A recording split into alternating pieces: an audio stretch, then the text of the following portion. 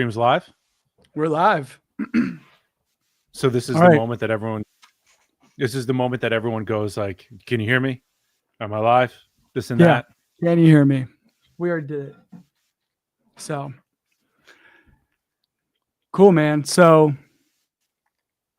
live streaming, all the rage now. the new media platform or whatever. You know, I love it because it seems actually really easy. You know, Mhm. just like reaction videos and stuff like that. And I don't see too many people doing it with two people. Do you? No. If anything, it's like usually a guest comes on somebody's stream and reacts with them, but typically it's just because it's like these streamers, they live in their house and it's just all they do all day long, right? So if someone doesn't live with them, and I don't think they love having double screen if they can avoid it. But What's the problem with double screen? I think like they just want I don't know. It just seems to be I'm done hearing all your bullshit less stories often. right now. yeah. I like this, but No, this is just my view of streamers. I don't know. I don't know what the total streaming landscape is like right now. So yeah, I'm just saying, usually I've never seen a double stream, right? And actually I watch a lot of streamers. I love it. I actually prefer, it bums me out a little bit because it takes views away from the guy, the original creator that puts like something out on YouTube, totally. Right? So that bums me out because I'm a YouTube guy through and through right now. I hope it really stays free and clear, even though they were already submitting to the, to the great leader. And, we'll talk about that. But, I'm a YouTube guy. I've canceled all my other shows. I don't watch movies anymore. It feels like a waste of time unless I'm like doing something in the background and I'm full on whatever it is that I've been exploring. I very rarely will ever, like maybe once every 6 months, I'll watch half a movie. I'm always on my YouTube channels, getting filled on these different information channels, right? I got my military, my healing, my this, my that. And, something we talked about right before we came on the stream is I really want to share that with you, because I love your perspective. And I know we agree on a lot and we come from a similar place, but we've talked before. We're friends and we disagree on some things. And when that happens, I'm always baffled. Like, I'm like, it's just totally baffling. And so I'm hoping that on some level, the way we interact with each other can be an example to others as to what a healthy interaction can look like. Totally. And the only reason, I promise I'll let you talk in a second. The only reason why I feel like I can be an example of what a healthy dynamic and dialogue can look like is because I've put 15 years of my life into doing that. And I've spent well over 10,000 hours sitting down with people and doing this on the deepest possible level. All right. Yeah. And I'm just coming off 6 hours of doing that today. And I already, before we came on here, I cried, I think 2 or 3 times because of that. So there's going to be more of that, but you'll get to know me for those of you that are new to this. And that's it. I just wanted to say that. Yeah. No, I'm pumped to be back. I'm pumped to be doing this. Yeah. Well, it's funny because like I started my podcast as a copycat of Deep Inside the Rabbit Hole from you. Like that was my inspiration to start doing that. I remember my parents bought me podcast equipment for my graduation gift for college. And I had a sports radio show in college.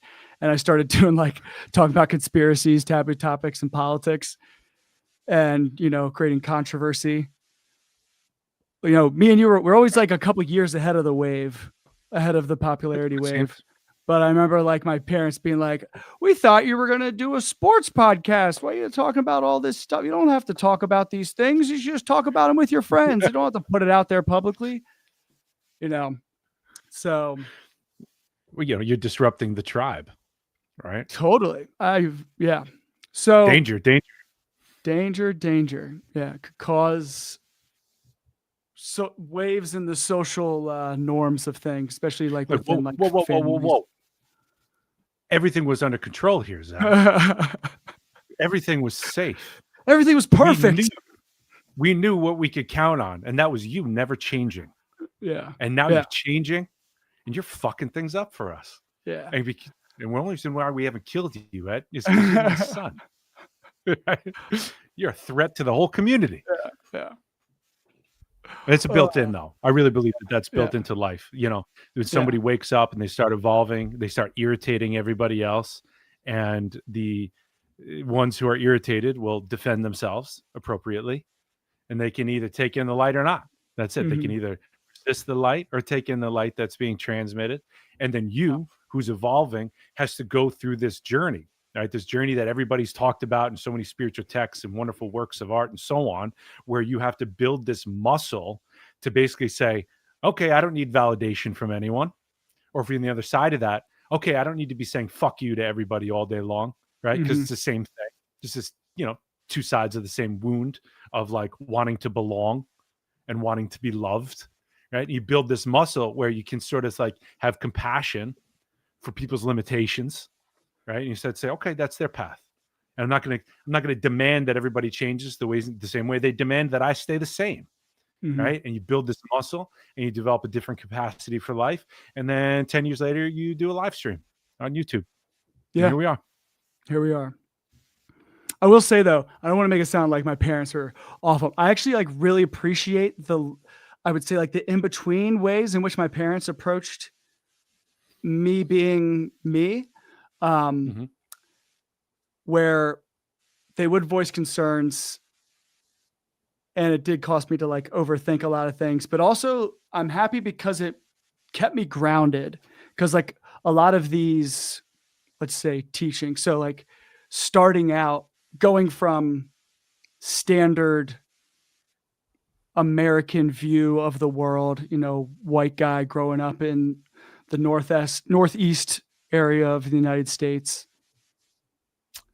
jumping from like that, being a conservative minded person myself at the time too, and then just jumping away from it.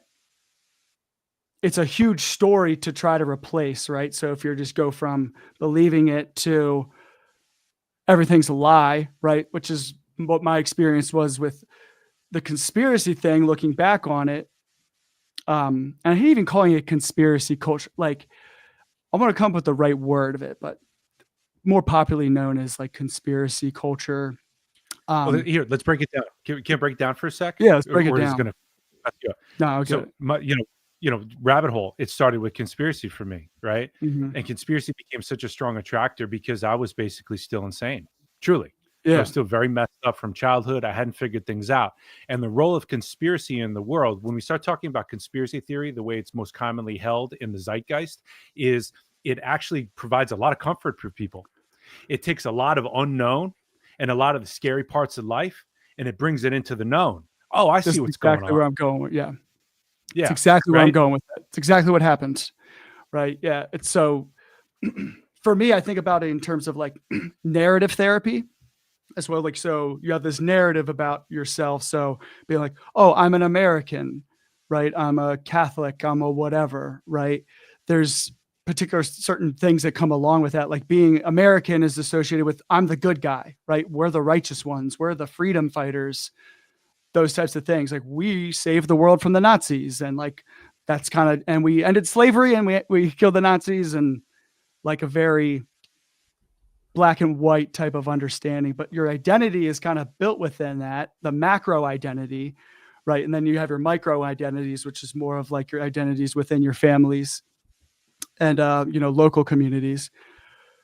But going through that like macro identity death of like, oh, this is all bullshit, right? It creates a void and it creates an identity crisis. And then conspiracies come in and they give you a perfect answer to replace it, right? Instead of living in that unknown, as you're saying, living in the space in between, you replace it with another story and then you attach your identity to that story and you're just doing the same thing on the other side. Yes. That's what I learned very quickly, Yeah. because the best thing I ever did was join a healing school and go on a healing path because something about me as I was exploring consciousness. Yeah, when I first got into it, I was like, all right, let's look at these conspiracies. Let's see what's true. Let's see what's not true. But very quickly, I was also attracted to consciousness itself. Some part of me was like, there's something about like how we're relating to these things and how we perceive reality that seems very important to me. And I very quickly got into this healing journey where I started to realize, holy crap, right? It's our consciousness and our own sense of ourselves and how we move through the world, and fundamentally how we feel safe, how we take care of ourselves, and how we protect ourselves from the places that we feel most vulnerable and the most unconscious parts of ourselves that we don't know how to give a place to in our lives. That's most of what we're doing here in life. Fundamentally, we're taking care of ourselves, right? I have a healing practice, right? I have a wave of, hopefully you're not listening, high powered clients that are coming in, millionaires, people with a ton of money. What are we talking about? How small they feel, how disconnected they Mhm. are, how unhappy they are, right? It's all connected, right? I have to be so big because I feel so small. Well, what happened? Well, I had a fucked up childhood and I was made to feel small. My mom was depressed. Mhm. There's no room for my needs. So what did I tell myself? I don't need needs. So now every time I ask for something, I feel like I'm too much, right? And to rectify that, you know what? Fuck it. I'm going to be a fucking billionaire, and I'm going to do that. But I'm so unhappy. So I got to pay this healer, and it's like, it's all connected to like our consciousness, how we're relating to the world, and so on. And story, as you put it, is so important because when you start to understand how all this has worked, I'm so glad I'm just diving right into this, by the way. When you understand how all this worked, like one of our teachers, Jason Schulman, would say, human beings are narrative making machines. We're storytelling machines. There's nothing we could do. We're going to tell stories. What's the nature of story? We're going to take pieces and parts of reality, right? And we're going to make a whole out of these pieces and parts. Yeah. Why? Because it's comforting to be in the known. Why? Because then I can do something. Yeah. But it's a false clarity. It's a false clarity, right? What does a false clarity do? It just means you're going to run into the same problems down the road. Anything that was left out that you created a story around, you're going to meet later on through the unconscious patterns that you're repeating over and over again until you finally take a step back and say, wait, I'm the problem. And that's the Mhm. wake up moment. And then you include whatever unconsciousness has been left out. You metabolize, you transform, your consciousness change, different options and choices appear, and now your life changes, right? And so when you start to see conspiracy, it gets confusing because there are conspiracies. I mean, Mm. conspiracies have never been more in our face in the entire fucking time that we've been alive. You know what I'm saying? Like, it's never been more in our face how Yeah. obvious the conspiracies are real, Yeah. right? Just And, blatant and corruption and fraud directly in our face. it's insane. It's insane, right? It's like you want to make fun of a guy like Alex Jones and you want to shun Yeah. him and kick him out of the tribe. And then you start to take a look back and say, he's been right about a few things. We can learn a little bit about him. You know, he's a little Yeah. crazy, a little bit more And than it's crazy. also it's transformed from like a, I would say, subculture, like discourse, like online. It's like a subculture, like online discourse, something that was Yeah, like in the consciousness, but not really materialized yet. And now it has shifted yeah. I completely see that. into the material world, where now it's like, okay, this is different. It's not like Alex Jones talking about, aliens and the police state. This is, you have people directly in the White House who are actively like engaged in this type of like online discourse, which is a I don't agree complete with you at all. By the way, I'm just about the saving my ass. people people I have a daughter. I have a daughter. So go White House. Go White House. allegedly, Yeah.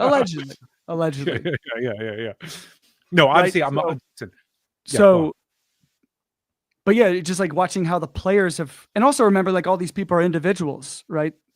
Like Alex Jones was not like he was back then. Like he was still nuts, but like he is completely disconnected from reality now. So, right.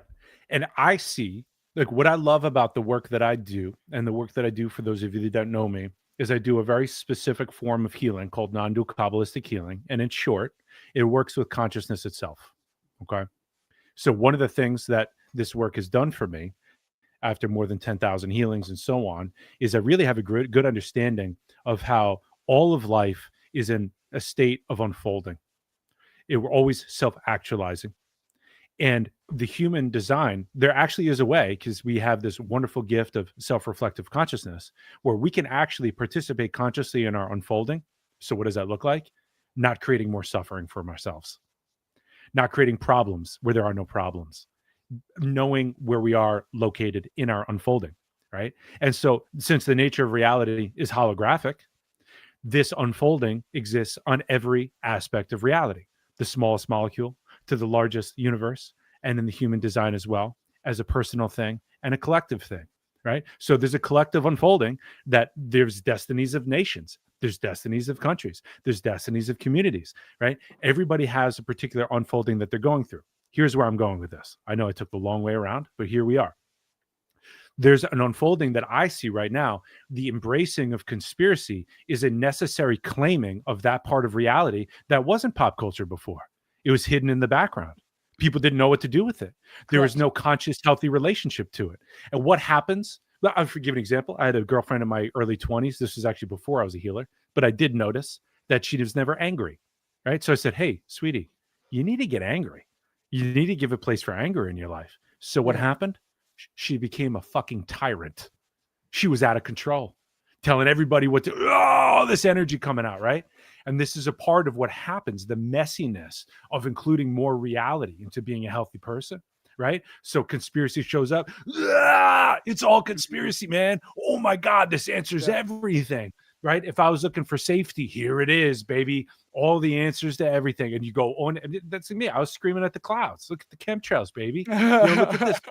You know, and it got Yeah. mixed up, right? I got into conspiracy the same time I was going through a spiritual awakening, right? And so I'm talking to dead people, which was totally real, and I still do it to this day. Probably lost a bunch of listeners there, but the fact is, it's true, it's real, and so on.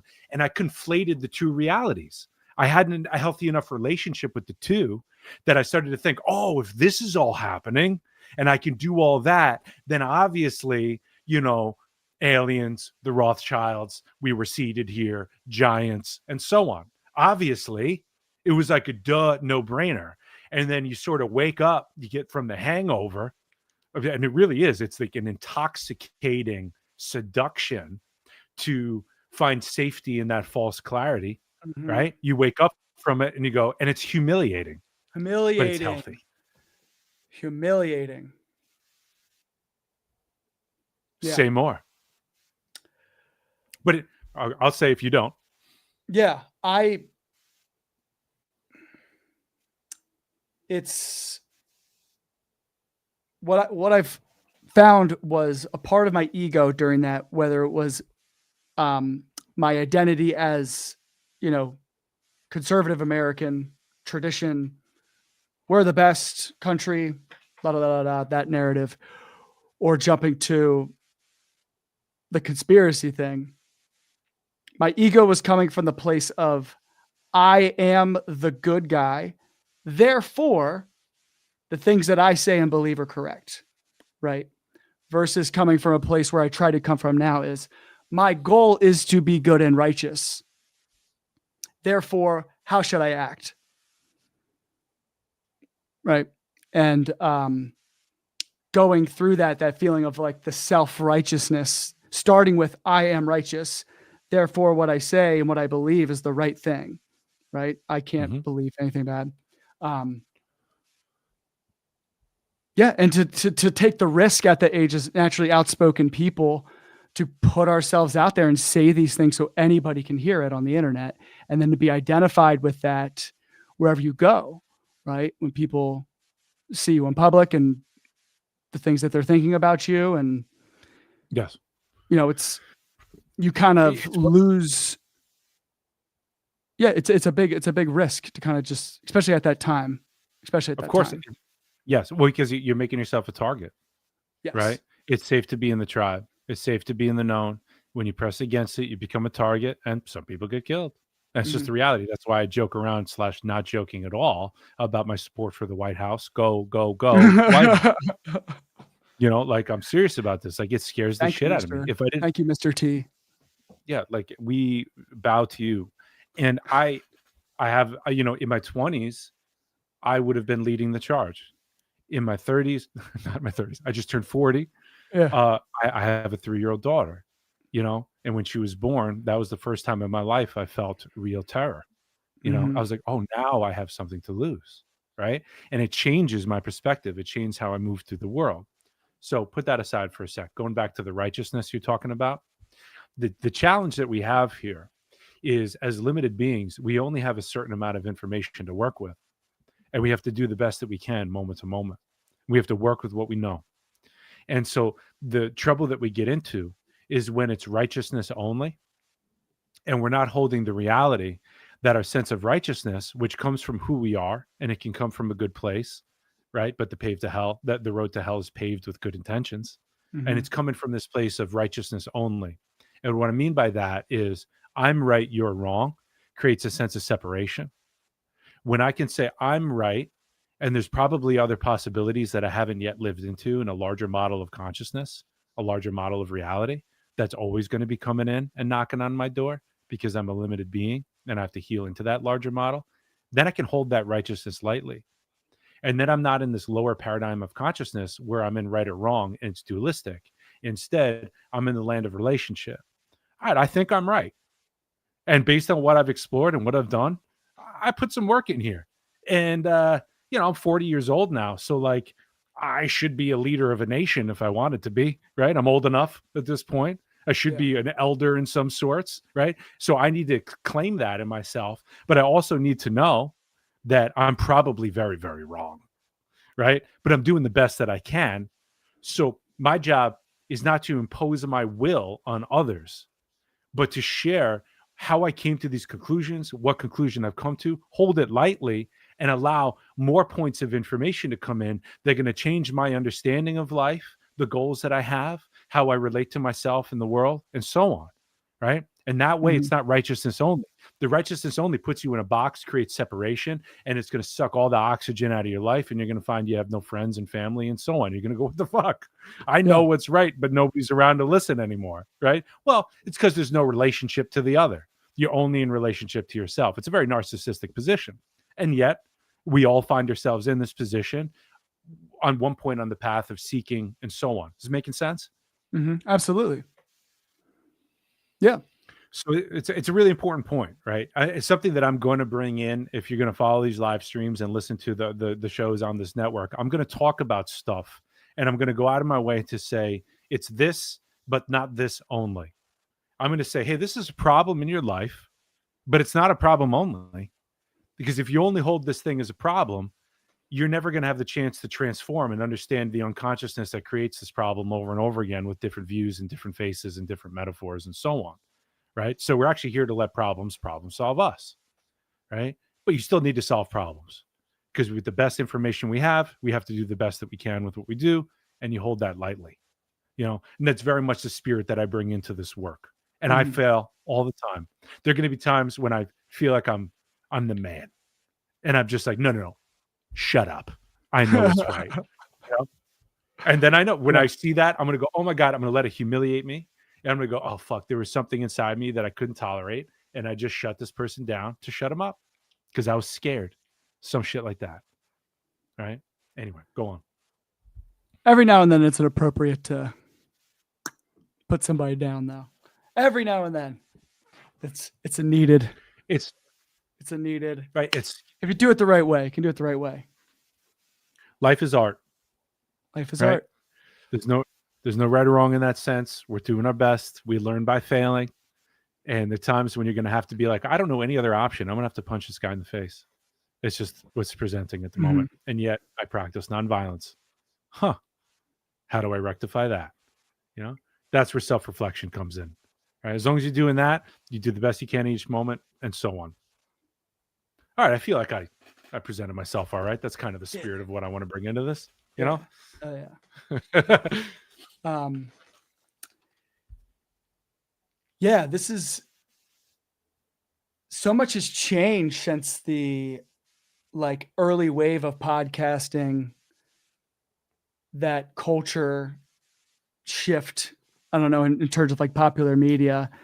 And it's so interesting because like I was in like my senior year of college when I saw you posting about it and Stand Up New York Labs. And you were in the podcast network with a whole bunch of people that like are at the top now. They're huge. I was on Huge. Charlie Murphy's podcast several times. Yeah. Charlie Murphy, you know, Yeah. but like, yeah, like everybody that was in that crew is uber successful right now, millionaires, right? Everyone. I was thinking And from here like I am just scrapping. Norman, Norman, the girls, Christina Hutchison and Corinne Yeah. Fisher, Mike, super successful, What's his Smith? Stefano, Dave Smith? Dave Smith. Dave Smith? Yeah. Everyone, every single person that was there is now a millionaire, truly, you know? And I look back and I think that was cool. I wanted to make a joke about how bad my life is, but it's really not. I'm actually like in my, what's so cool about being on the spiritual path, and it comes up a lot. I feel such gratitude for it. I want for nothing. Truly. I want for nothing. I have no desire to get anywhere, to be anything. I don't want any material things. I want to get rid of stuff, you know? And I'm like, I'm so grateful for that. And in my sense, that's my version of that, right? It's impossible to compare. And people might see that as egoic. I don't give a shit. It's not. It's to me, it's the gift and the end practical result of spending 15 years of your life living this work over and over and over again, day by day, and putting 6 to 10 hours of it in every fucking day. What does it look like? It looks like eventually manifesting as serotonin, where I'm no longer unhealed, and the gap that was created between the love I couldn't get as a child and the way and what I want in life, which creates dopamine in me. And dopamine says, oh, this feels great, I want more. So here's somebody that's unavailable. Let me chase them and chase them and chase them and get high. And oh, I can never get it, right? Another abusive relationship, another abusive relationship. Oh, this is what I love. And then the result of a well-lived spiritual life is serotonin. Oh, this feels good. I am content. I'm content. And that doesn't mean that I'm leaving anything out either, right? So truly, it's a wonderful feeling to sit back and say, I want for nothing except the amount of pleasure that I get in sharing what I've understood on this path. That's literally why I'm here. That's all I want to do. You know, so there's a place in me where it's like everything is settled. When I wake up in the morning, stillness. I don't want to save myself from anything. Stillness. And what I fill that with, whatever I want. More of myself. What do I want to do? I want other people to experience this. I want to share what I know. It brings me such great pleasure to say, here's the map. You walk the territory. When you get in trouble, give me a call. I'll help you work through that stuff. But you already got it. You're already there. You're already unfolding. My job is just to help you when you get stuck. I'll speed things along for you. You get what I'm saying? Hell yeah, man. When do you feel like you started to settle? Like you're feeling like, okay, this is what it likes to feel settled in my body. Yeah. Good question. Probably year 13 or 14 into this work. Yeah. And let me tell you, 10 or 11 or 12 years of total fucking hell. Like, it wasn't fun. No, you have Every been healing.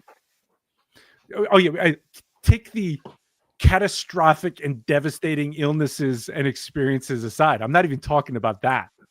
I'm talking about my relationship to the spiritual path. Because like the way I am is, if I'm into something, this is part of my early wounding too, where it's like, nobody's going to tell me what to do. Oh, you want to get a job, Tim? Fuck you. You want to pay your taxes? Fuck you. You want to send a thank you card? You want to send a thank you card to your best friend for inviting you to your wedding? Fuck you.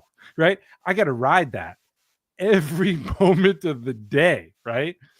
And once I started to wake up to that and work what that was made of, which is basically a fuck you to my parents and so on because of certain things, my life got so much easier.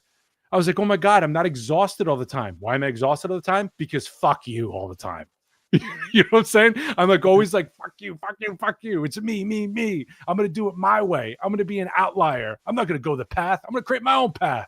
It's hard. It's hard. Yeah. You know? And so like the more I got to know myself through failing over and over again, and it's specifically what I was talking about in terms of the hell I was in, is because like when I started this work, what inspired me to go on this particular path was I looked at my teachers. And if I'm good at anything, I have a good sense of what's real. And I have a good sense of who has something that I want, right? And so what I saw in my teachers was a certain capacity to be in reality, a certain capacity to be with problems in a certain way where they didn't necessarily even solve them. They would kind of reveal to somebody like, hey, this isn't a problem at all. You're just relating to it wrong. It's your consciousness that's the problem. And to me, I was like, boom. And along the ride was a certain level of compassion and kindness and tenderness and patience and skillfulness that I'd never experienced before. So I looked at my teacher and I said, day one, I was like, how did you get like this? And she was like, well, doing this work for 22 years. So I was like, okay, because I'm insane. I was like, I'm going to do just that for as long as you said. And I'm 15 years into that. All right. So again, what I do is I said, okay, well, if I have to do this healing work all day long and get better, and if every session I do, which is an hour, is a way to work this path consciously, and that's a way to work this path, well, this is the most efficient way. I have to create a spiritual business. I have to start a practice. So I would do hours and hours of healings every day. And it didn't work out great at first. I lived out of my car. I abandoned everything. I lost most of my friends. Like it was, like some people look at me and go, oh, such grace in your path. And I'm like, you must not know me, because like this has been a fucking train wreck. Right. But if I have anything besides seeing what's real, is a willingness to never stop showing up. And I believed in what they said, and I lived the teachings, and it never stopped showing up. And I believe that my greatest gift right now to the world is how fucked up I am and how I'm never going to stop showing up, and how that allowed me to keep integrating the work and get the nuance and go, oh my God, dude, thank God you hung in there. You almost fucked that whole thing up. You almost fucked this whole family up that you just created. You almost just left her. It was like left and right, like just barely getting by. Like I always think, like, why does it always have to be so close to the edge? But that's it. Yeah, man. Does that answer? Since I met you, it's just like the roller coaster of a life. It's literally, it's because I'm so fucked up, man. Like it's the wounding, it's dealing with it's all of the ways that I was trying to save myself. And I didn't know how to tolerate what was here in my life to find a better relationship to it. So, and here's the problem. This is where it's going to sound egoic, but it's not. I was charismatic enough, and I built my whole life to be perfect. So in my 20s, especially, I looked so good, man. I had a perfect body. I was attractive. I could talk. I was like just low level magic left and right, just seducing, convincing, assuming power, right? It was just a strategy just so doomed to fail. And it did. Right? Yeah, you can there's a lot of things you can do as you're like a charismatic, like traditionally good looking white dude. Like it's at that age, yeah. I think there's a difference of like, I'm very aware, and I think you are now too, like of the power of my charisma. And it's part of the reason why I like stopped broadcasting myself in this manner, like doing the podcast thing, because like after making like a few mistakes or having those moments of like, oh, I got duped, or like I said something that was like just genuinely just like not true. Also being someone who's very hard and self-critical, was probably overkill, but I was like, I can't be talking about this shit unless I know what I'm talking about. Right. And I'm out here talking about trying to create a whole new reality for people, being like, hey, everything's a lie, a conspiracy, and actually it's something else. But the amount of work it takes to actually be educated in a real manner to explain things to people is a responsibility that I think a lot of people did not care about as much in the podcast wave. And again, this isn't me I'm also not trying to be like, oh, I'm envious of like, oh, I quit podcasting and then podcasting became the most popular thing ever. It was something I needed to do. Like I needed to step away and like really deeply self-reflect and like actually try to educate myself in a real way. And that's the kind of like double-edged sword of this all is true education is actually educating on yourself on something. You'll realize that like you actually, there's more things you don't know, right? Like, oh, I want to learn about this. And by learning about that, I've learned here's 10 more things that I have no clue about. And now I have to learn about Yes. these 10 things. And it just keeps, so it's a humbling experience. And so trying to Yes. come into relationship with being in that humbleness, but still like talking about these things confidently That's and right. knowing what I say. There's a lot of things I may not know the answers to, but there are a lot of things where I can tell you that's definitely not the answer, right? Mm-hmm. I can Yes. definitely be So like I don't know what is true, but I know that is not true, and that's yes. kind of like the process that I have found myself falling into over and over again throughout the years. Well, number one, it speaks to your integrity, right? A lot of people would keep defending against that humiliation and keep going and keep doing their Mhm. thing and try to keep manipulating people and win people over. And they go further and further away from who they really are into false self territory, into being Exactly. whatever they need to be to get whatever they want. And then they become addicted, depressed, exhausted, bored, so on. Right. Yeah. And it's only because the true self isn't coming along for the ride. So some part of you sense that, right? Um, I don't know. I forgot the other parts that I was going to say, but it's like, is it, this is about like living your path. And I really believe that there is always going to be a mode of communication when you're ready for it. Right. So, yeah, we got into podcasting in the beginning. It was cool. It was the wild, wild west. I had no business having 40,000 listeners a week for 151 weeks. You know what I'm Yeah. saying? Because, I was insane. I was insane. But the reason why people stuck with me, yeah, I remember what I was going to say too. The reason why people stuck with me is because I went on the healing path and they saw very real transformation week to week. They saw how I was meeting how crazy I was and how I was willing to be humiliated by it live on the air. That was an Mhm. impulse that I had at the beginning. I said, I'm going to share everything and I'm going to let myself be humiliated if I am because I'm so committed to the truth. And that's the truth. Right. And it was. I played it out. And by the time I had gone through enough training to have a healing practice because somebody had listened to me go through that transformation, they wanted that. And then I had a healing practice. And what's coming up so much in my healing practice these days is yes, all of art, all of life is art, but also when you have enough of an intimate relationship with what's going on, there is a right and wrong. You've gone through enough patterns, enough times where you can say, I can't go back to this guy or girl, where I shouldn't be living with my mom because she's poisoning me. Or, I can't take this job again, even though all the money is there, because I Mhm. need to be an artist, and a lot of people, that's like a real moment of, conflict in them where you have to face like the great unknown. And I think a lot of us that are able to talk, like you and I, for example, I think we're in a very privileged position to have been able to pull this off, frankly. Absolutely.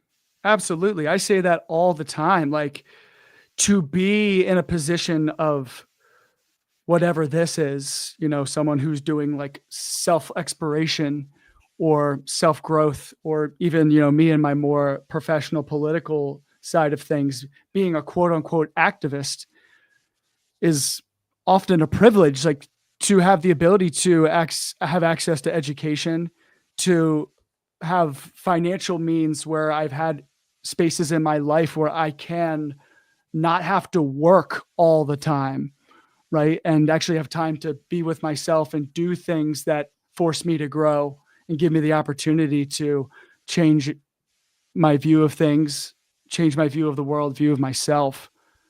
Like so many people don't ever have that opportunity, right? And as I'm listening to you, I'm looking at the time and I'm going, damn, dude, we could just keep talking. Yeah. You know what I mean? So what I'm thinking is we could keep talking. And also the point of this live stream for us at least was to play a little bit and get a Yeah. sense of what it would be like to bring a video in to like, something that we're looking at, something we're exploring. Do you want to try that? Just kind of see what that's like, just For to kind sure. of bring something in and see if everything falls apart. Yeah. Unless Let's do it. again, unless you were onto something, you want to keep riffing. I'm happy to, because God, I'm in such a place in my life where I could talk forever about anything, and just use the consciousness that I've been working on for the last 15 years just to bring that in. You want to talk about seeds? Great. You want to talk about like painting your house? Cool. Let's do it. We'll all grow and cry together, you know? Let's do it. Do you have any ideas for videos you were thinking Let about? me, let me run you down some kind of see what catches you. Okay. So, before this, I kind of wrote down all of my most recent like YouTube videos, like YouTube channels that I visit all the time. Mhm. And I'll throw you through like the first two right here. Actually, the first three are all military channels, meaning there's a guy who runs something called Different Breed TV, and he's basically a channel of a guy. He's a combat medic, and he goes on the Ukrainian front lines and he fights the war. And this YouTube channel is about showing different videos and different military tactics, what works and what doesn't, to try to encourage people to, if you're thinking about going on the front lines, to be educated before you do it. So he's actually he's like a streamer too, right? So his head is in the bottom of the screen and he's watching other military videos because this is the first time in history that we're live streaming wars and genocides. And we're watching from a fucking Yeah. live cam. I'm watching guys defend themselves against Russians in the basement of a house for 48 hours while Mhm. drones are coming down, and they can't even light a cigarette or leave a water bottle out because they're constantly scanning the fucking ground. And as soon as they see a water bottle there that wasn't there 3 days ago, they spend the next 3 days sending $50,000 worth of drones on that location until they're dead, right? And like these are the kinds of channels where you learn 500 Russians are dying a day. Yeah. Millions of Russians have died so far. 500 a day. The average lifespan of a Russian that's been coaxed and forced onto the front line is 12 days. It's a fucking meat grinder, man. And this is It's being absurd. live streamed, and Ukraine is over here like becoming like the tip of the democratic spear, holding the Mhm. fucking flame, and developing new technologies. Like they're now the leaders in warfare because they've developed all these new like ways to basically hold the line, because Russia is throwing millions and millions of guys at them. Some of them are riding donkeys and horses and tricycles. Insane. It's so crazy. The tanks are all exploded. There was just a new frontline assault where like 40 tanks exploded, 40 motorcycles went down because Ukraine is just sending drone after drone after drone because they've mastered this warfare. And what's Russia's approach? Here's why. Actually, Russia has a big top-down military approach, meaning it's like Putin, this guy who's fucking insane, and because he's insane and has been in power for so long, he constantly has to check to see if he's still so powerful. So he's always pushing his boundaries and trying to Mhm. take over something because otherwise he's going to be all paranoid because he is. So the information has to go up to him, and so like the Russians are sent into the meat grinder. They all die within days. Every single one of them dies. And what's the report? The report is all success down here, sir. Everything's going well, because they don't want to get shot in the head either. Yeah. So then Yeah. Putin's like, send more in, and then more Russians go in and they die, right? Because it's this communication is so fucked, right? So it's literally, we're in a situation where we're live streaming 1 million people getting blown up every day, right? And to me, I can't believe it. So I Yeah. only watch the YouTube stuff because the YouTube stuff doesn't show the bad stuff, right? Okay, they won't, you'll get demonetized and so on, right? But you can see the tactics. And I'm a guy who likes to be in the trenches. When I played football, I was offensive line, defensive line. No glory there. Just hard work, smashing skulls, getting the work done, letting someone else catch the ball, get the touchdown, right? And that has transferred into everything I do. So I have so much I'm just so interested in people that are sitting in a hole, not for 3 weeks, not for 3 months, for 3 fucking years, for 3 fucking years. And Yeah. if you get out, you're dead. That's it. So what do? There's no medic that's coming anymore. There's no one that's going to catch you. Why? Because that's going to get blown up. Why? Because there are drones everywhere, and it's fucking Skynet. There's drones that could drop a grenade. The drone's just going to go right in and blow you up. There's drones that will go there and sit there for a while and then blow up later. There's drones that are on the ground like, meh, meh, meh, meh, meh, meh, meh. What am I going to blow up now? Right? And Russia's just terrorizing Ukraine, just blowing up civilian hospitals, elementary schools, apartment buildings, and Ukraine's holding back and just getting better, getting better. So anyway, that's me. That's those YouTube channels, Yeah. right? Here's how Yeah. to survive in the military there. I don't know if that's appropriate for anybody except for me, but that's what I Then No, there's go on, I'm go very on. connected to that because my great grandfather was a Bolshevik in the Russian Revolution, the first Russian Revolution against the Tsar, Tsar Nicholas before Lenin. So he was like part of the Lenin Revolution. He's a part of Ukraine, and he was like on the Tsar's kill list and had to flee. And like his cousin was a priest, and so his cousin like dressed him up as a undercover as a priest and fled to America. Mhm. So yeah, that whole area has just been a mess forever. Like, Mhm. But, you know, uh, they did have freedom of speech at one point, you yeah, know? Russia there was a time, right? And that's why it is important to take a look at what's going on now.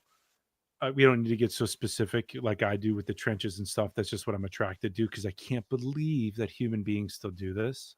It breaks my heart, you yeah, know? it's like the trench But warfare of also World War One. yeah, man. Yeah, but it's so much worse. Like really, like this is actually it's one of the things that the best YouTube channel, if you want to dive into this, it's actually very well done. Is called CivDiv. Let me see if I can do it. It's uh, yeah, CIVDIV, and it's a guy that's been out there for years. He knows what he's doing. He's still in touch with everybody that's on the front lines, and he breaks down. Here's how to survive out there right now. Life is hell for Ukraine for the Ukrainian front line because it's so crazy. We still have to have guys out there holding spaces, right? Because we need that. And but the thing is, if they move, they're dead. So like, what do you do? That you put a thermal blanket on you and you just run, run, run, run, run, and then you try to get into another hole, dig another hole, and then you live there for a year. It's insane, man. And these guys are doing it like real fucking heroes. You know, breaks my heart. So that's the stuff that I watch, you know, just to kind of ease myself into sleep at night. But then there's other things, other cool Yep. things like uh like Dr. G explains. This is a guy I've been really getting into. He was a like a terrorist investigator. I don't know what the name is right now. I'm a little tired, but basically the channel is about reading body language, right? Mm, And he was a criminal expert. He understands how it works, and he's learned how to read body language and just open up questions and possibilities based on what somebody's doing. And I'm just at the moment I'm fascinated by it because it's a syntax, right? It's a way of looking at the world that I haven't integrated into my life yet, and there's so much information there. You know, I'll be sitting with a client and I notice that my chin is down. And I'm like, ooh, I'm feeling vulnerable. I'm guarding my vulnerable neck. Right. So I'll open my chin up again so that I present vulnerability to my client and I'm open again. Right. mm. So I learned stuff like that. And he analyzes all the lawyer stuff and all the civil stuff that's going on, the legal stuff with what Trump is doing. Like it's insane. And all the like the interrogations that we do with Pam Bondi, you know, he looks at, okay, is this murderer having remorse or are they just playing the system? He breaks that down, little 10-minute videos. And those are really fun. Then there's I wonder the study of like body language science. Like, I wonder how they like started that. Right, started the study of that. what comes from just observation, right? If you really become spiritual, meaning you understand your consciousness and how life works, if you have a problem, you could go out into nature, wonder about your problem, keep observing nature, and you'll get your answer. It's a fact. You'll get your answer. And that's because the answer is already here because there's no problem. The problem is how you're relating to it. It's your consciousness that's the problem. There are no problems on the deepest level. Yes, we do need to fix certain things that are broken. So if their arm is broken, I should put it in a cast. I don't need to pray on it, right? So fix that problem, right? But on a deeper level, there are no problems. It's our consciousness and how we're relating to the problems that's a problem.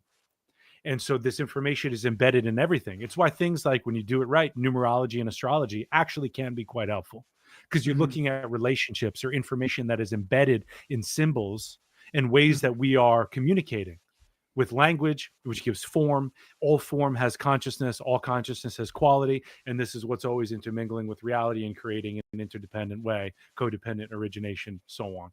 Right. So if you know how to listen, you know where you are and what's going on. So my philosophy is get as much syntaxes, understand as many languages that reality expresses itself that make sense, that are real, because there's many syntaxes that are bullshit.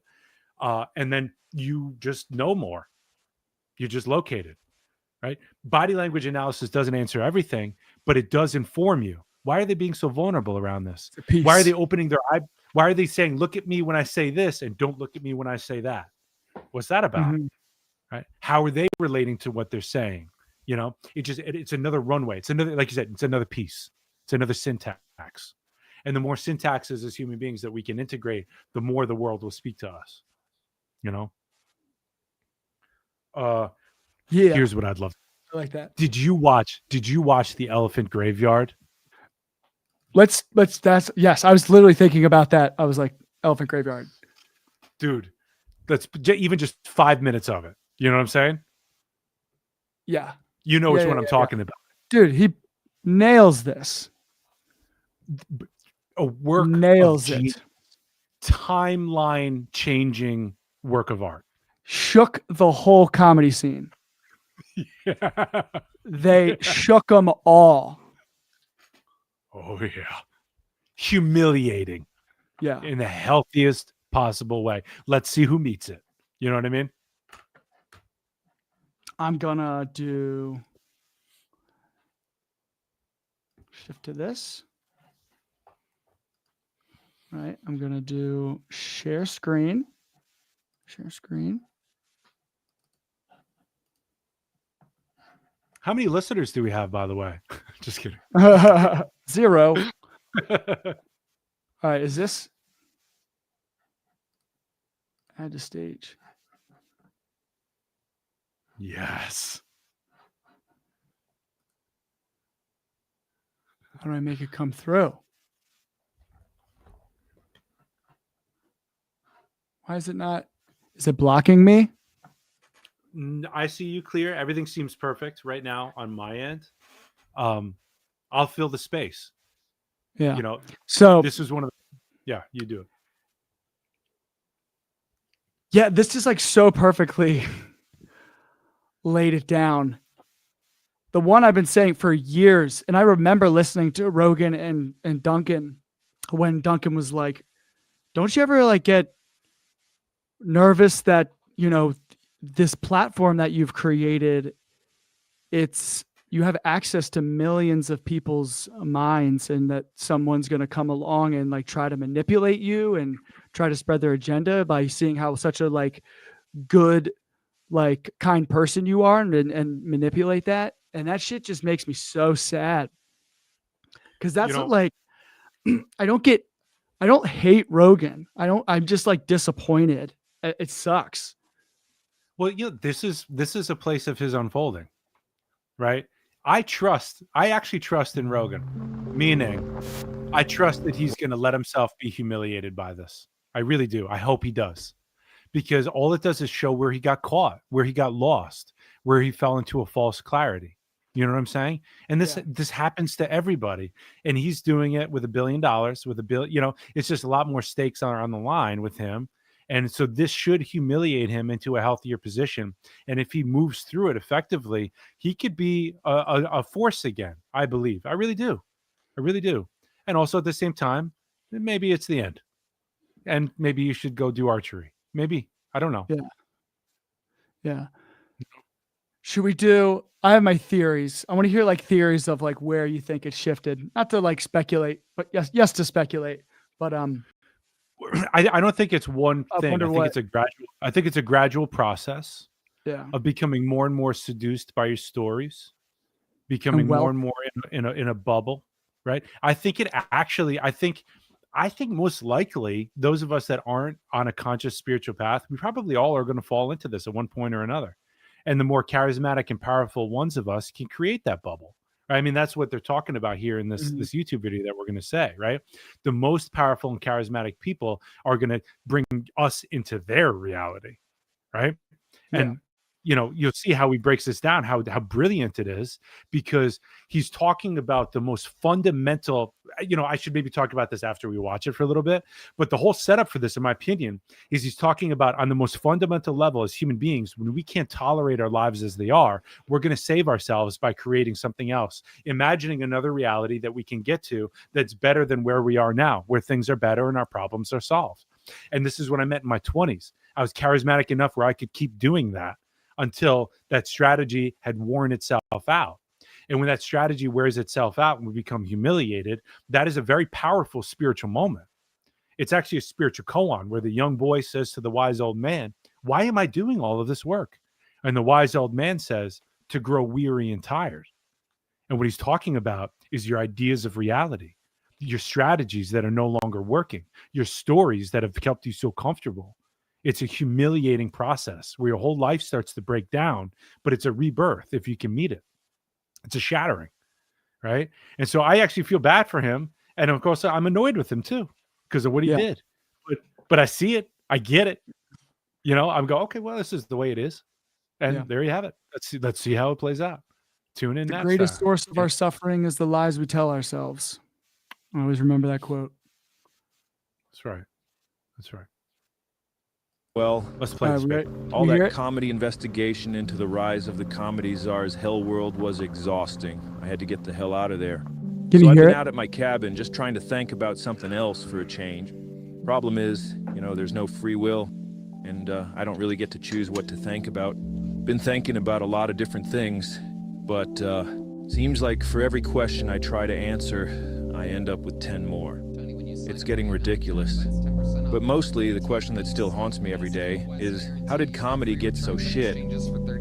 Was it ever good? Why the hell do I even know who this guy is? And why for a moment, before my brain kicks in, does it seem normal that he's hanging out inside that sacred... All right. We're already... Look at this guy's face. Oh my God. I practice nonviolence and he brings me to my edge. Him and his brother. Dude. The worst. So there's another channel we're going to bring at some point. We're going to bring it in because Dave Weiss is a big part of our journey. And he's the tip of the spear for the flat earth movement. And every 6 months or so, I go on Professor Dave Explains, his YouTube channel. He's got millions of followers. The guy's brilliant. He's got all the right connections. He knows how to put things together.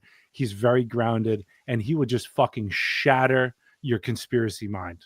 Right. And I say this as somebody who's very conspiracy minded and has a lot of love for conspiracy, that came from there. What he does to these two guys, the Weinstein brothers. Oh, my God. And his shattering of Dave Weiss's world has over 6 million views right now. Have you ever seen this? No, this is someone who who debunks Dave Weiss. Dude, he did a live debate with Dave Weiss, and it's got over 6 million views. But this guy, that's a normal day for this guy, Professor Dave.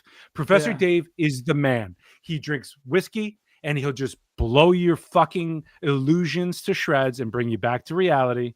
And he is so, I actually, it took me a long time to tolerate him because he's such an asshole. He's like, you are a fucking moron, and here's why you're a fucking idiot, and he would just bury you. And you see Dave Weiss, he's like, why are you so mean? Dave's like, why are you so mean? And every 6 months, because I love Dave, man. I love Dave so much, but obviously we couldn't continue the show because he was living in a different reality, right? He was what we're going to see in this video now. So every 6 months I do watch him and Dave debate because it's pure cinema, man. It is so okay. So I'm going to introduce you to Professor Dave Explains next. And I'm telling you, this is all right. We're finding our way. We'll stay away from the military. The comedy universe, the comedy mothership green room. How hard we laugh in that green room, and it's the most fun. And the best thing about the green room is how restrictive it is. Oh yeah, I love restrictions. That you just can't go in there. You got to earn that spot in the treehouse. And so anytime you open the door, you'll see some of the best comics alive. That's our little space, man, and it is the greatest thing on earth. It's just impossible to make sense of anything going on here. and I can't help but feel like I must be living on another planet. I needed guidance. You know that our cerebral comedy guru, David Lucas, once told us that after his shows, we'd be thinking a lot. My jokes are very cerebral. So if you come to my show, I might say a lot of crazy shit, but on your drive home, you're going to be thinking a lot. And his wisdom is kind of what sparked this whole investigation into the comedy world, but I knew I needed to start thinking even more. So I wanted to go out and see David's act, and hopefully start to try and put all these disordered puzzle pieces together, to understand what's really going on at the heart of it all. Now, there's a lot of great stages out there, but for me, my favorite venue in the entire world, hands down, is a legendary Massey Hall in Toronto. Its stage has been graced by the presence of the most iconic, influential, and beloved artists of multiple generations.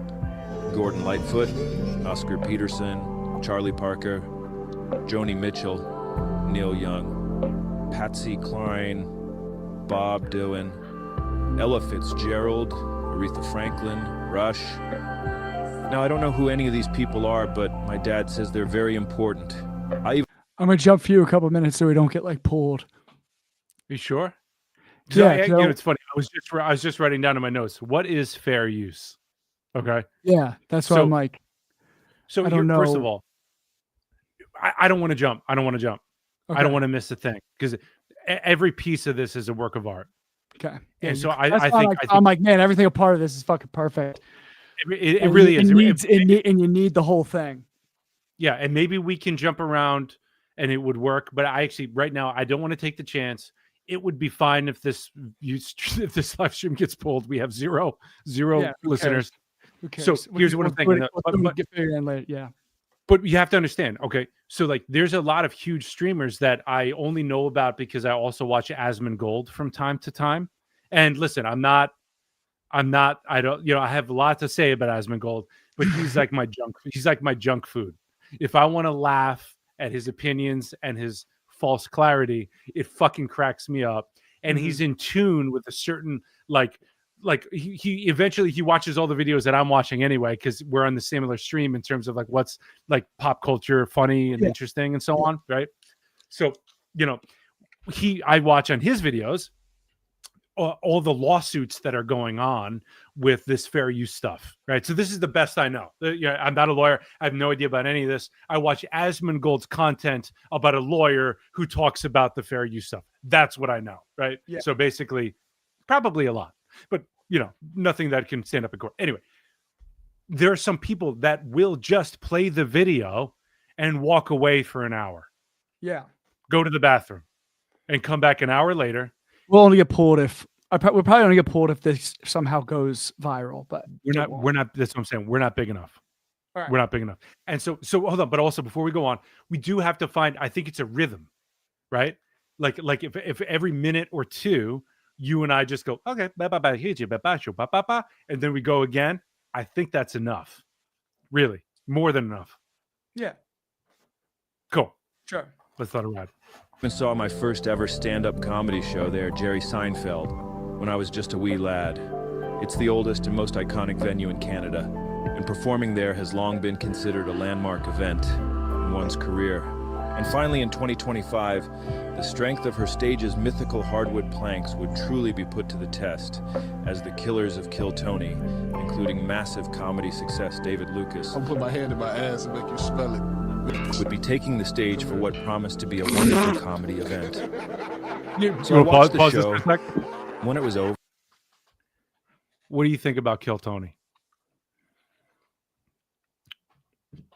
I can see where there are funny parts. I think Tony sucks. Tony sucks. There's a few people there that are funny that like come through and like get past or whatever it is. But I don't know. A lot of it was just like, probably depends on the episode and who the guest, but a lot of times it's just like saying shock value shit, which I think is just like played out. Yeah. I mean, it's lazy shit. It's dumb. I lost you. Oh, I got a call. Let me make a note. That's going to happen. Mhm. in our live stream, so I have to somehow You cancel didn't that. you didn't get popped off. That's You good didn't because I just clicked on Zoom to get back to the Zoom call that I thought I was on. yeah. Fuck. Okay. So But, like, no, it's hack shit, and, like,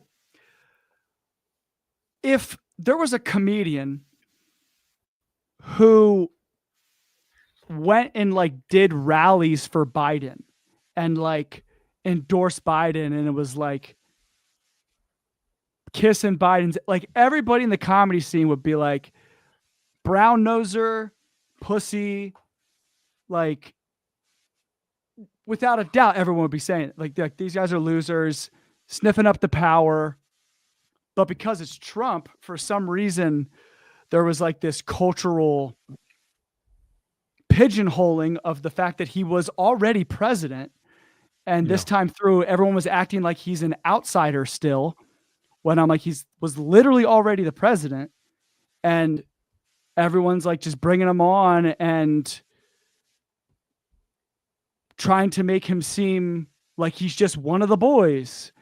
right. And thank God they did that, because Trump's a great man and the White House is doing all the right things. And you really, like, we need Thank to, you for your service, Tony. It's right. We need to rally behind these guys. And anyway, I just wanted to make sure that was clear. I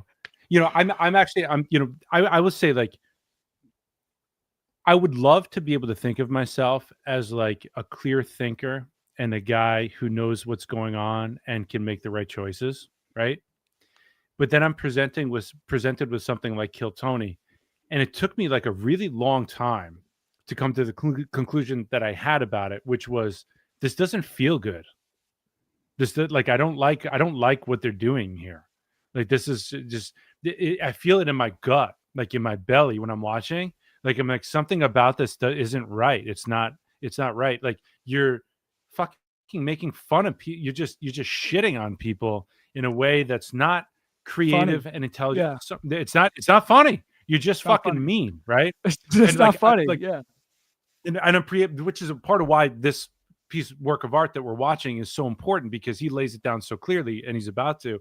But I just, like, it came to me, but here's what I'm saying. The only reason why I finally said, okay, right, yeah, I can settle in on that and believe that in myself, was because Bill Burr actually was on at one point, and he was like, this is like, you're shitting on people that are trying to like have like a comedy career and not into this, And I know there's a lot of 1 minute to like, you can't do anything with 1 minute. You're set up to just get shit, to have these fucking egos just shit on you, and it's just like, dude, like, it again, I feel it in my gut. That's what I listen to, and I go, this is not okay, right? But I guess what I'm saying is, like, it took Bill Burr to say it for me to be like, oh right, yeah, I can say that too. And that's something I'm looking at myself. I'm like, why can't I? Why do I need permission? You know what I'm saying? Like, why? Yeah, like, why couldn't I come to that conclusion? Because there's like this. It draws you in, right? Everybody's into it, right? We're gassing the Jews. Everyone's got to gas the Jews. I don't know why I went there, but, like, it's like one of those things where it's like, it draws you in, And play the video. I'm so sorry I said that. No, it's 100% correct. It's just not. It just doesn't. I've never like understood it. Like, I understood like how there was funny parts and how certain people like came up through it, and like, oh, that person got discovered through Kill Tony. I understand that. And there's probably like funny moments, but just like the whole structure and infrastructure of how it works just has always felt like lazy. That's right. It seems lazy because it's from an unhealed egoic perspective. And it's all because it's like, Kill Tony. It's about Tony. Let's let this fucking genius lay it out. That's exactly what we're saying. Yeah. All right, let's rock. You know what? He was right. I was thinking a lot. I was thinking about how bizarre it was that these low-level, no offense, but subhuman cretins were able to perform at such a hallowed theater, wondering perhaps if I was the fool for giving the venue such reverence all these years. I pictured the ghosts of all my heroes standing on stage behind David, shaking their heads, not at David, but at themselves for being such fools, for thinking that making it to that iconic stage had meant something to them, that it meant something about their career, their art, and about the legacy they've left behind after they died. Poor Gord. I hated to see that. Seeing David's show only made me feel more confused about what the hell is going on with all this comedy stuff. And on that drive home, I really was thinking, why does everything that ever seemed good, like when I was a kid, now seems to be rapidly deteriorating into utter shit? And when I looked around at the other people in attendance at that show, evidently enjoying themselves, why did it feel like I was in another dimension? I tried putting a comedy podcast on, but all of them were just interviews with, like, the CIA or the FBI or some other guy that works for the president. Like, what the hell was actually going on pause here? here. Pause I here. couldn't relax until... Okay. So another guy in Stand Up New York Labs was Tim Dillon. Right? So we all know Tim Dillon. Right? I knew Tim Dillon before Tim Dillon exploded and he became Tim Dillon. I knew Tim Dillon when he was the guy that gave New York City bus tours to people. The best. And he was the greatest. He was the greatest New York City bus tour person ever if you were willing to let him be himself.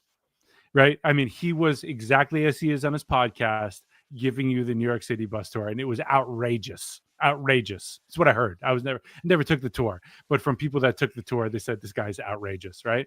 And I used to see him because my best friend's Mike Cannon, and he's a comedian, professional comedian. So I was always in the comedy world, and I was always thinking, should I do this? Should I not do this? But I love to drink, so I was just always at the bars anyway. And I happened to have a show in the comedy scene, so I was always there, and I was always with these guys. Yeah. I don't know what I want to say. I mean, maybe I'm just bragging that I know Tim Dillon. This is not really what it's about, but I'm bummed out. I'm bummed out by the whole thing, about where everything has gone. And at the same time, I suspect this is a part of the mixing and mingling of reality where comedy is meeting the times and meeting people's desire for money and what it takes. You know what I love about this? Anthony Jeselnik? Have you ever heard what he has to say about this? Mark Maron is very outspoken right now, but Anthony Jeselnik, he would say, like, if you're going to cancel a comedy show to go rush and have an interview on your podcast with a politician, you're not a comedian. Yeah.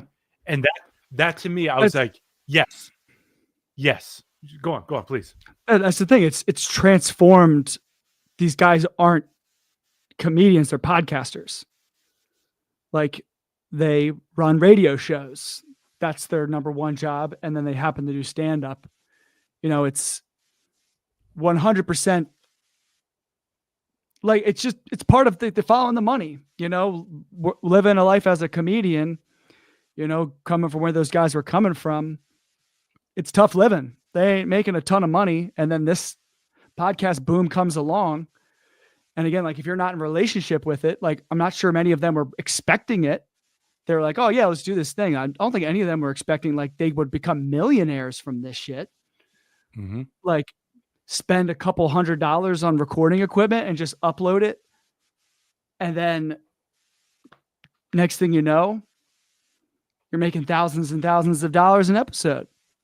And you're having dinner with JD Vance. Yeah. And it's that's right. When do you have the awareness of, when does the awareness kick in of how much influence you have? Right.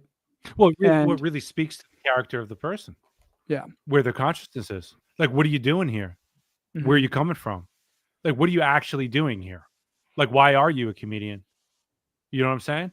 Yeah. Because let me tell you, and in my healing practice, I'll see comedians show up.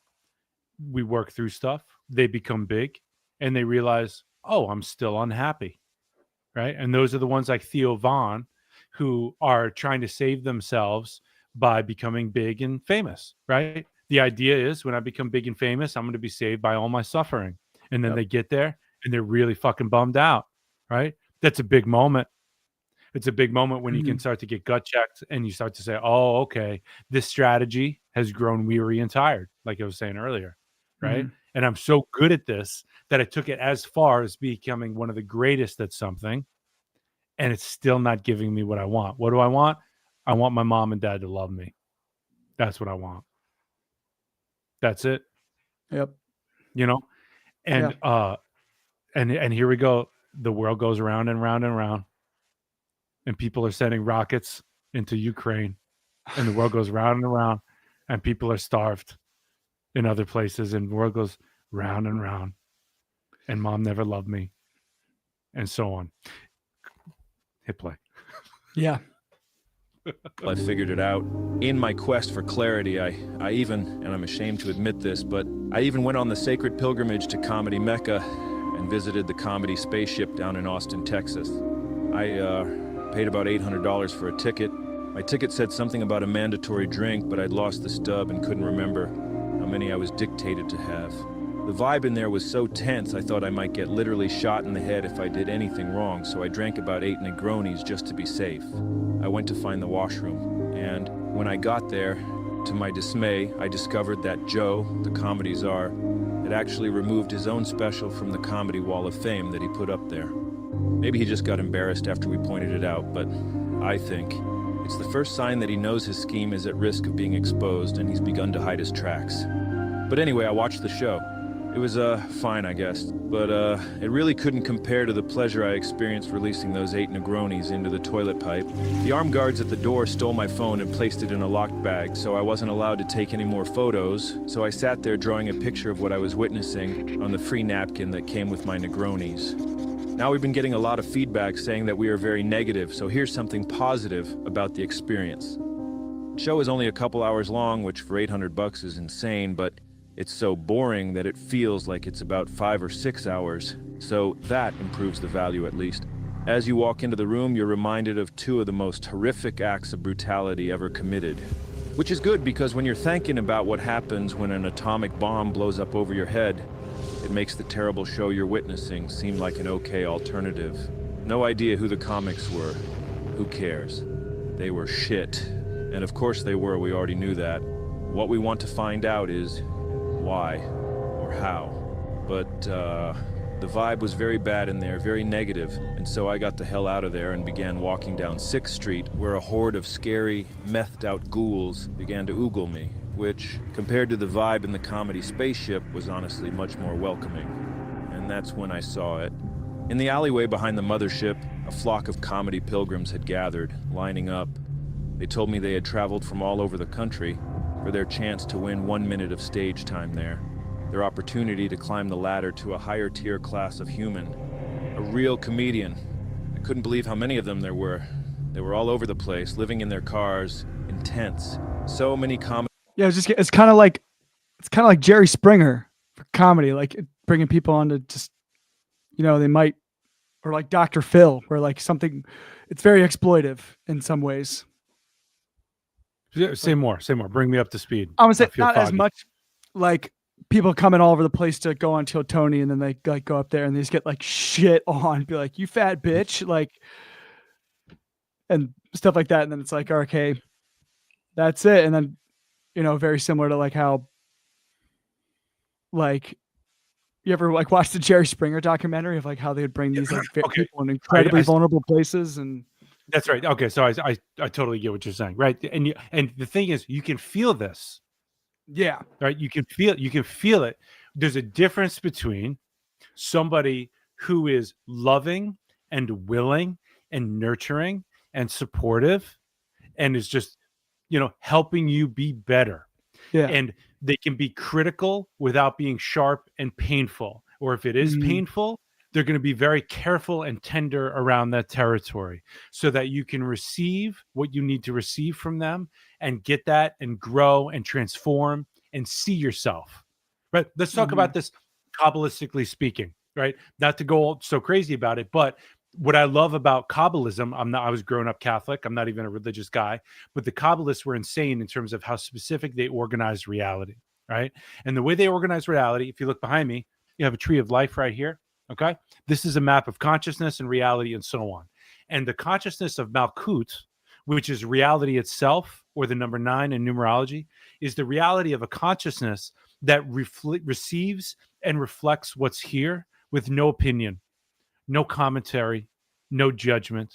It's the great mother that holds all things and moves all things towards completion. It's the consciousness of somebody who is willing to be there for you as you are, receive you, and reflect back to you what they see so that you see yourself. In other words, good parents. What we were supposed to get when we were younger, so that we can say, oh, I'm great, or this behavior was bad. And instead, what did we get? We didn't get this behavior was bad. We got I'm bad. So it goes to shame. It goes past guilt, which is like I did a bad behavior, and it says I'm a bad person, right? And then these people go ahead and create these kinds of setups, and they exploit people, and they just hurt people. They just continue that same dynamic over and over again. And sometimes that's the gatekeeper, right? And some people make it through and some people don't. But the fact is, the whole process feels like I need to take a fucking shower. Yeah. I'm going to go pack some nicotine. I'll be right back. Hell yeah. Play this. I've watched this 3 times already. All right. Pilgrims everywhere, just taking over the entire area. And I started thinking about how the hell all these people ended up here. Started thinking about human migration. Like, how did you end up where you are? No matter who or where you are, at some point, some guy in your lineage looked around and said to himself, this, I gotta get out of here. Packed up and went to a new place. And with that spirit in mind, I packed my bags and headed home. When I got back to my cabin, I placed a photo of my guru above my typewriter with a sign that said, keep thinking. And that's what I did for several weeks, obsessively, compulsively. And it led me to discover what's actually going on behind all this unsettling comedy stuff. And that we were right to find it so unsettling and evil and vile, and that what we're witnessing with this Austin comedy thing is actually part of a massive operation designed to destroy the entire world. And I know that sounds kind of out there, but as you'll see, that's actually part of their design. I thank my comedy guru David for helping me get my thinking back on track. Tasmai Shri Guru Namaha. To answer the question how comedy got so shit, we need to go back about 375 million years. To the first of those migrations we mentioned earlier. Migration is baked into our DNA, guys. I don't know if you knew that in advance, but I am seeing on my YouTube analytics here that 87% of you only got your grade 10. So, in case you weren't aware, humans began as simple tubes. A mouth and an asshole. Purest form of a proper organism. Just floating in the ocean somewhere, and eventually that tube evolved into this fish kind of thing. And this fish, this was the first in our lineage to become a new guy and to migrate. The ocean where he was all fucked up, and he looked around and said, I gotta get the hell out of here. And he migrated out of the water and onto the land, becoming a land guy. He then somehow transformed into a little rat kind of thing with nipples. And the nipple rat evolved into like a monkey chimp thing or whatever. And then the chimp, or ape or whatever, it became a human guy. And it wasn't long until those human guys, like that fish before them, looked around and said, I gotta get the hell out of here. And they migrated to every corner of the earth. A lot of animals have these built-in mechanisms. We are no different. Just like how birds have like a magnet in their brain or something, which tells them when and where to migrate somewhere else. It's obvious from these historical records that the human instinct to say, fuck this, I gotta get out of here, becomes activated in times of fear. Fear is processed in the most ancient part of our brain, and it puts us into a fight or flight mode, just like the fish guy. And I don't know if you've looked around at the world lately, but people really are losing their shit. The whole world is on fire. There are crazy guys with nukes yelling at each other, and bombs are flying around all over the place. The air is full of smoke. All the fruit just tastes like wood now. We've all got microplastics in our brains. That can't be good. Plus, it's so hot out, I'm gonna piss myself. And don't even get me started on all those politics. What the hell is going on with TikTok? Why is China, doing all that stuff? Why did they close the oatmeal plant down? I wanted to keep working there. Now I got no money. I gotta pay MSRP for my steel cut. Bullshit, man. You know what? And then he says it. Ah, f this, I gotta get out of here. Except this time, they've got nowhere to go. Not physically, anyway. But lucky for them, some of humanity's most powerful visionaries, the techno-wizards, have constructed a psychic ark to sail the seas of your mind and take you away from your problems. and out onto a new frontier. A new reality. And here's where it gets crazy. It's a reality where there is no such thing as reality. Lions. The techno-wizards use their machines to ramp up your own uncertainty about what's real and what's fantasy, to the point where you're so anxious that you do anything just to be certain. Oh, God. No! It's all over phonics and sonics and dimensional superaction behind glass screens. You know, if you think of something and bam, it's there in the wall. Once you've lost connection with classic reality, you're just a guy floating out in the open ocean, desperate to find something to grab onto to save yourself, stranded and surrounded by a sea of danger. That is when the techno-wizards begin their most perverted sorcery. The future is gonna be amazing! They throw you a life preserver in the form of a new world, a new virtual world.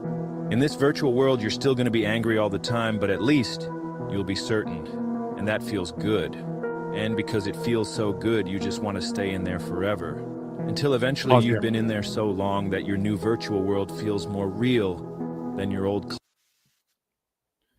So doing it, number one, for fair use, but also because it's worth the time to just kind of bring it back to what we were saying here in terms of that false clarity that we fall into to save ourselves from what's so intolerable within ourselves. Yeah.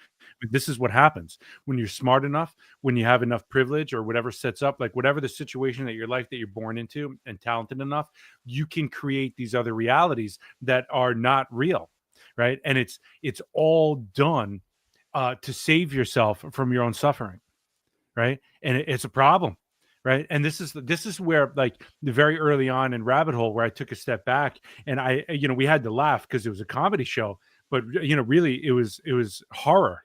It was horrifying to take a look at the people that were moving the world around and realize how wounded they were and how little they understood about their own consciousness, and how the positions of power actually attract people that are like that. And you start to look at our system, and I don't have any answers here. Let me be clear. This is actually something I haven't gotten into yet. Right. Mm-hmm. And I hope maybe one day I do, or I find somebody that's already done that work.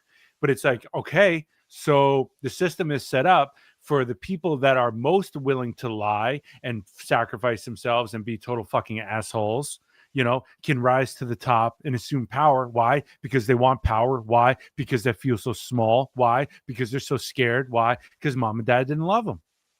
It always comes back to that simple thing. And like, we're watching it play out on the craziest, most profound way, where everything is live streamed. It's so in our face. And I can only hope that this is going to help wake those of us that can wake up to wake up. Right? We can start to see something about what I'm saying, about what you're saying here, about this is how it's playing out. And it's a perfect reflection of our collective unconscious. It's a perfect reflection of what we're doing and not doing. Everything is exactly right. There are no problems. And yet there's so many fucking problems that we have to fix. And there's a major transformation that we have to go through. Just wanted to say that. Yeah, I still shifting to the place where, like, there are no problems. That, like, takes a lot of work. It's hard to remember that. It's hard to go through the process to shift where you're seeing, like, all right, it's not the problem. It's my relationship to it. Let me help. And not doing it in a way that's like spiritual bypassing. Right. Right. Yes. So what I'm saying is that the problems that we perceive in our life are not problems only. When we see things as problems only, we're doing a very quick value judgment, and we're saying this thing in my life is not helpful. And we imagine another life that we can get to, and we do everything that we can to solve this problem and get to this other life. That's what this whole video is about how the unconsciousness that drives us through our unconscious capacity to be with our suffering drives us to create another reality that we can get to. And that those of us that are talented enough and have the resources enough can actually bring all of us along into their reality that they've imagined, that doesn't address any of the suffering. So there's no transformation, right? This is biohacking. This is artificial intelligence. This is all of this stuff that we're doing to live forever because we're so scared of death, because we're not in relationship with life itself. We're not with life. Life and death come together. They need each other. They love each other. And we, out of fear and suffering, split them apart, and we choose one opposite over the other, thus creating on every level of being the same suffering over and over and over and over again until we wake up to what I'm talking about right here. That's why something like this is such a work of art, and it's so profound. Yeah. Because I could never put something like this together. It's so good. So good. And I think that speaks to like what people say, like, it's greed, it's greed, it's greed. I'm like, it's not greed. It's the perceived power that comes along, or the power trip that comes along with imposing your reality on millions and billions of people. Right? Like that greed for, like, I don't only want to have access to all the resources in the world. I want to impose my ideology, my reality on the world. Right? Let's look at greed. A non-dual take on greed is nourishment turned upside down. In Buddhism, it's hungry ghost consciousness. Hungry ghost consciousness is I'm eating and I'm eating and I'm eating and I'm never full. Why am I never full? Because I'm living through my false self, and my true self, who's vulnerable and scared, is not coming along for the ride. So I'm eating and eating and eating more and more and more. Greed, greed, greed, empire after empire, to try to solve this problem I have of suffering. And so I become a hungry ghost, wandering through the ether, eating and eating and eating for all of eternity, because I'm out of relationship with who I really am. And who I really am is not coming along for the ride. Now, let me tell you, man, I got the utmost compassion for people in this predicament. But we got to do something about it when they bring all of us along for the ride. Right? Yeah. It's like you could suffer in your house and do this shit all day long if you want. But when you bring all of us along for the ride and you start changing our laws and so on, go White House, go White House, go Trump, start doing this stuff, it's a major fucking problem. And I'm going to have to figure out how to set a boundary. Mm-hmm. You know what I'm saying? Yeah. Oh, no. Let's hold on. My daughter, this is going to happen. It's going to happen in live streams, and I hope it's okay with you. You know, it's night time. Hey, my love. Hey, my baby. Good night. Come here, baby. Oh, I love you so much. You gonna go sleepy time? Yeah. Okay. Sleepy. I'll see you in the morning. Okay. Okay, buddy. Yeah. Why are you putting your headphones? I got the headphones on because I'm doing a show. Why? She's in the why stage. Everything's why. Yep. And I try to answer it. Try to answer it. Yeah. I'm like, she's like, look up at the sky. And I'm like, yeah. And she's like, why? like why the sky? And she's like, yeah, why? And I'm like, all right, let me see if I can do this. Yeah, see how I can do it. I'm like, why the sky? All right, here we go. You know, the other day I actually think I got it. She's in the back seat when she was doing this. And I was like, why the sky? I was like, okay, well, at some point, something happened. First, there was nothing. And then something happened where there was a little bit more of one thing than another. And because there was more than one thing than another, that set everything spiraling on every level of reality, from galaxies and universes down to the very molecules that we live in and that we're made of. And this imperfection is actually so perfectly set up where, I went for it, you know, because we were talking about clouds, right? And so I was going through the whole cycle of why clouds are there, you know, but she was like, but why? You know, it's like, and that's why there's this cycle. And she's like, but why? And I was like, okay, here we go. You know, so I do try. Anyway, it's good. She'll get it eventually. I hope so. If I survive, if I can keep living, or she'll just be like, she'll just stop asking you questions. Yeah, or yeah. I want mommy. Yeah. This doesn't feel safe. All right, here we go. That's right. Classic reality. And once it's become more convincing than classic reality, it just becomes your new reality. Congratulations, you've migrated to a new place. It's a new reality, except it's anti-reality. It's what's called a hyper-real simulacrum. The battle for the mind of North America will be fought in the video arena. Yeah. The television screen is the retina of the mind's eye. Therefore, the television screen is part of the physical structure of the brain. Therefore, whatever appears on the television screen Pay attention. emerges as raw experience for those who watch it. Yep. Therefore, Oh, yeah. television is reality. Yep, exactly. And reality is less than television. There are a lot of visionaries in this world, all with their own ideas about creating new worlds into which we can migrate. But only a few have acquired the wealth and influence to actually execute such migrations at full scale. Movements triggered by everyone saying, "I gotta get the hell out of here," happen all the time. Throughout history, wealthy, influential people have leveraged these waves in order to serve their interests, using their power to direct migrants in or out of places beneficial to fulfilling their goals. Someone we've seen exploiting the "I gotta get the hell out of here" phenomenon is this Elon guy. He was bullied a ton as a kid because he was a strange, scrawny little weak guy who could also be a bit of a dickhead. And so his teachers, his parents, nobody wanted to help him. Did you have a happy childhood? No, it's terrible. Are you serious? Yes. Why was it terrible? You were bullied at school and had a I was difficult... almost beaten to death, if you'd call that bullied. He was shy and awkward at school, didn't have many friends. On one occasion, Elon was pushed down a flight of stairs and beaten violently, leaving him in hospital for weeks. And if that wasn't bad enough, and this is something you'll see with almost all of these anti-reality guys, Elon had a very bad dad who left him with a dad-shaped hole in his soul. Very violent. It was not a happy childhood. My father has serious issues. When Elon received that severe beating as a kid, his father berated him and blamed him for it, made him stand for hours, called him an idiot, and told him he was worthless. Proper bad dad stuff. All these experiences made Elon internalize the belief that this world is a scary, dangerous place. Wouldn't it be nice to just get the hell out of here? Well, later in life, he acquired an immense amount of wealth and immediately began to use it to try and reconstruct reality, to cope.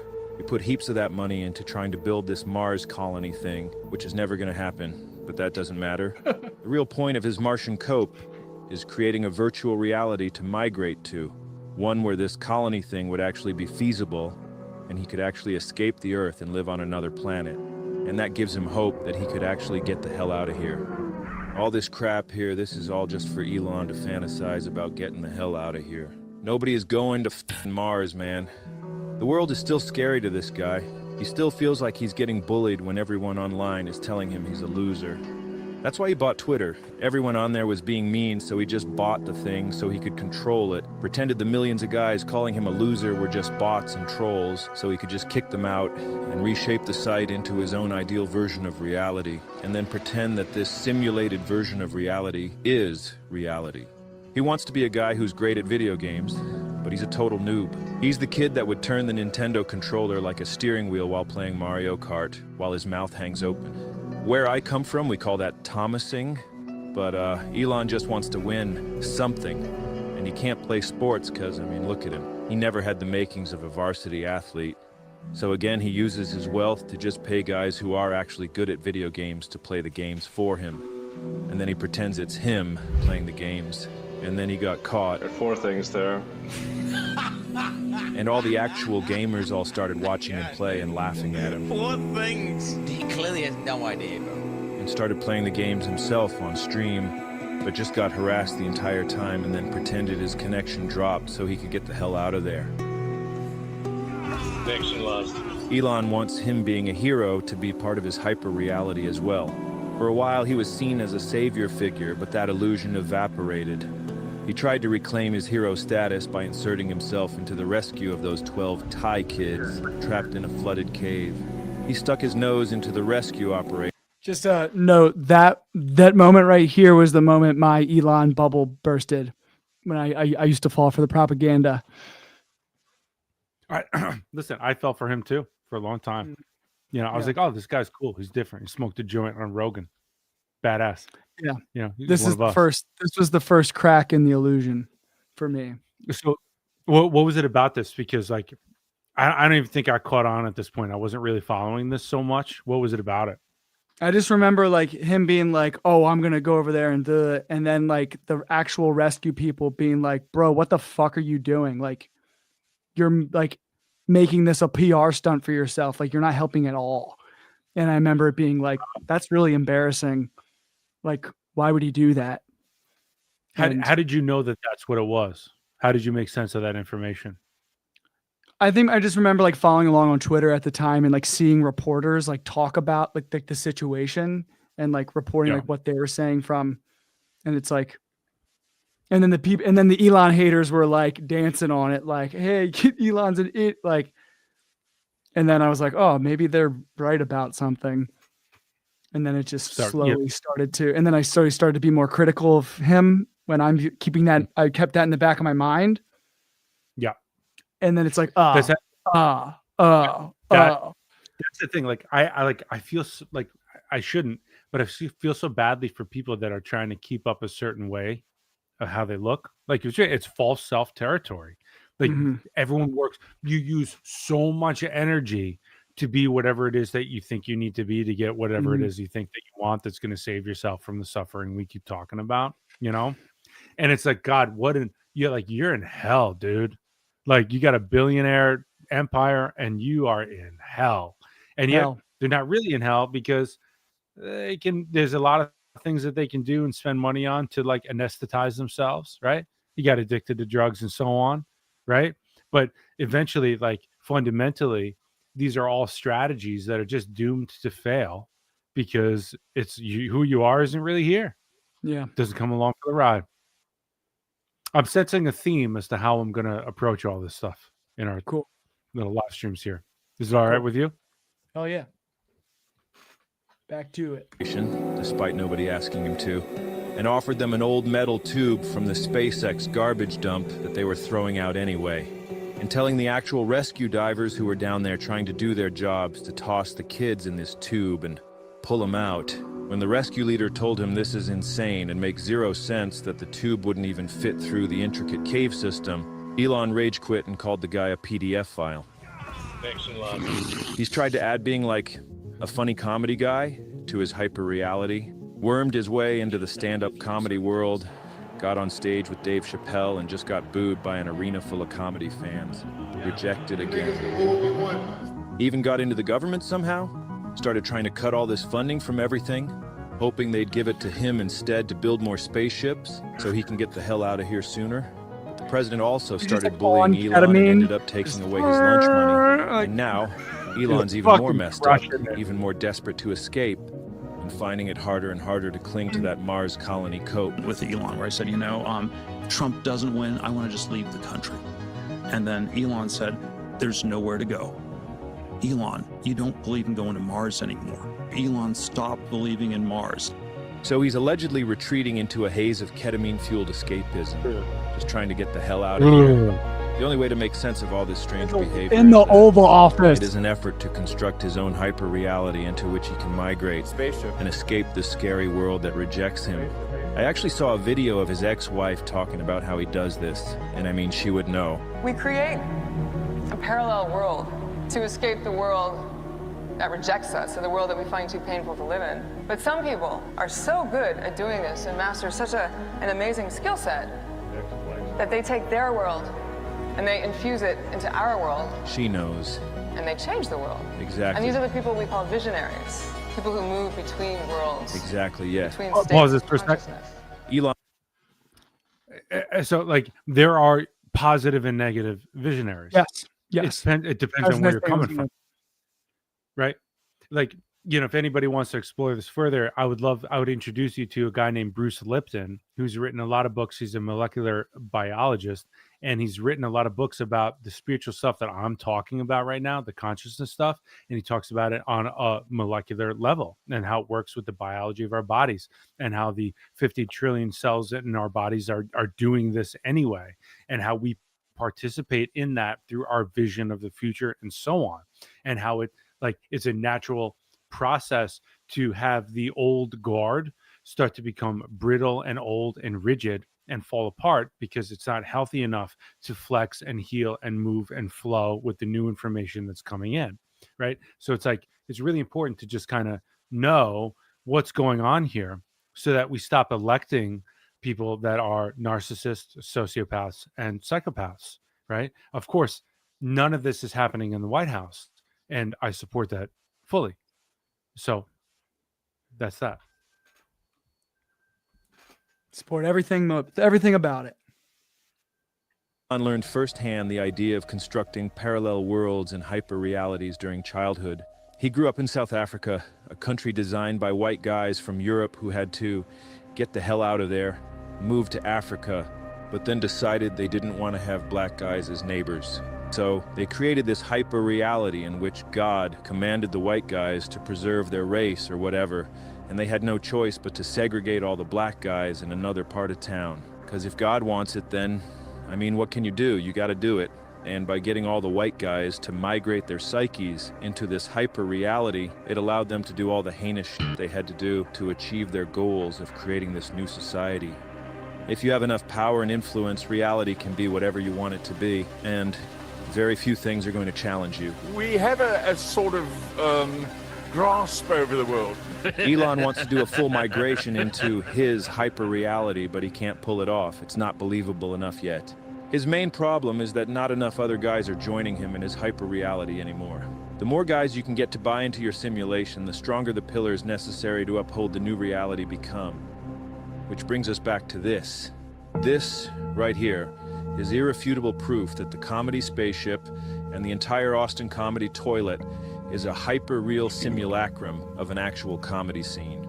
The whole scene is ruled by its God King, the comedy czar, Joe Rogan. We already discussed how Joe became the comedy czar in our last video, so go watch that if you don't understand what we're talking about here.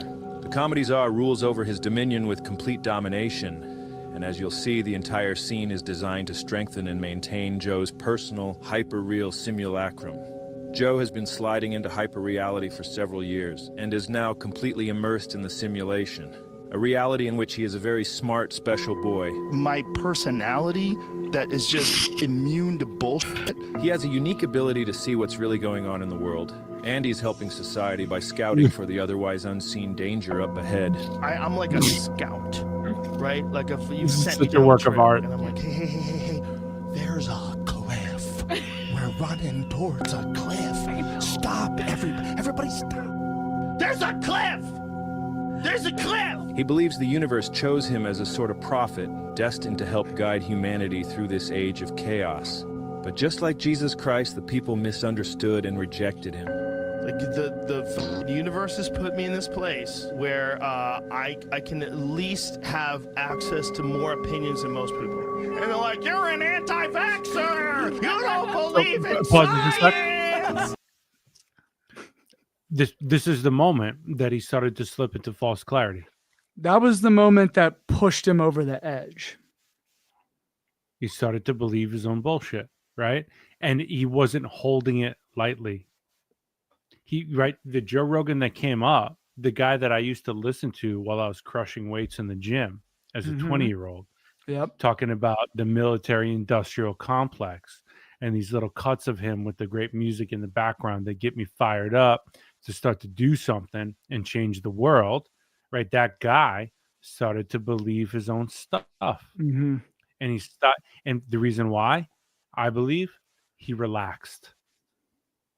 It's an energetic thing. When you're not on a spiritual path, and what I mean by spiritual path is a path that encourages you to constantly be pushing yourself to your edges and to use the energy that it takes to hold everything lightly, so that that false clarity that we have to use to go through our day-to-day doesn't become the clarity, then you get into trouble. You know what I'm saying? I really think I'm onto something here in terms of how I'm trying to communicate this. You know what I mean? It's like it takes a lot of I got sick for a bunch of years. And when I was sick, I couldn't do this work. It was everything that I could do to sit in a chair and pretend I was on a Zoom meeting to help somebody in a healing or something. You know, I couldn't challenge all my beliefs. I couldn't challenge this or that. But I also didn't put myself behind a microphone for a while. Right. And that's because I didn't have the energy that it takes to know what I know and to let myself know that I don't know, and to hold both, to hold it lightly, and to communicate from that humble place. Joe in my opinion, started to believe his stuff. He relaxed. He started to think, of course he would. The whole world loved him. He was the number one podcast in the world. He was the top of the mountain. How hard is that to not be seduced, right? This is why I have the utmost compassion for his situation. You know what I'm saying? Like, what would I do in that situation? I might start to think, you know what? I do know what's right. And because I do know what's right, because I got here, obviously, I'm looking around. Obviously, I'm on the top of the mountain. Obviously, I know what's right. So I'm going to start to tell people what's right because I want to be helpful, right? And then you start to see how wrong you are with how right you are because you weren't holding that conscious awareness. That's it. Yeah, I just see with him. That's what's so like disappointing about it. It's because it's like I know he's not, evil or any of those. Like, I don't think he's a bad person at all. I think he's irresponsible and imperfect. And as this video lays out, someone who has a wound and thinks this is the way to fill it. Disappointment's the right reaction because he's not wrong. His behavior is wrong. Right? I say to my daughter, we've talked about this enough times. You're not supposed to do that. I'm disappointed that you kept doing that. Mm-hmm. Right? It bums me out that you kept doing that. Mm-hmm. And then here's a larger fractal of that. Somebody who's no different than my daughter on the most fundamental level, who's playing out his life, who had a behavior because he got lost in his own shit. And we're all bummed out about it. But what happened? The most wonderful guy in the world got elected to the White House, and now everything is great. That's what happened. And America is saved. Western civilization has been saved. That's right. That's right. And no doubt about it. You know what I'm saying? And it's like, it's a bummer, but it's like, okay, so this is how life goes. Joe's just like the rest of us, except he had this capacity to get to this great level, and he started to believe his own shit. It's a huge bummer. It's a huge bummer. Mm-hmm. Yeah, that's why, like, towards him, I feel the disappointment because, like, he is a facilitator of something, right? He's not a direct actor. I think his position is he facilitates whatever ideology got put in place, right? So people like people like Shapiro, guys who come on and influence him, those are the ones I'm like, man, fuck y'all. Well, there's something about that too. I don't know if we can go into it right now, but yeah, like my point is, like, this is how it works out with all of us. It's the same mechanics, and this is how it plays out. And every now and then you might find yourself at the top of the mountain, and then you're going to have to deal with these seductions. Then you're going to have to deal with this stuff. I'm looking at Christ here. Deliver us not from temptation. Mm-hmm. Right?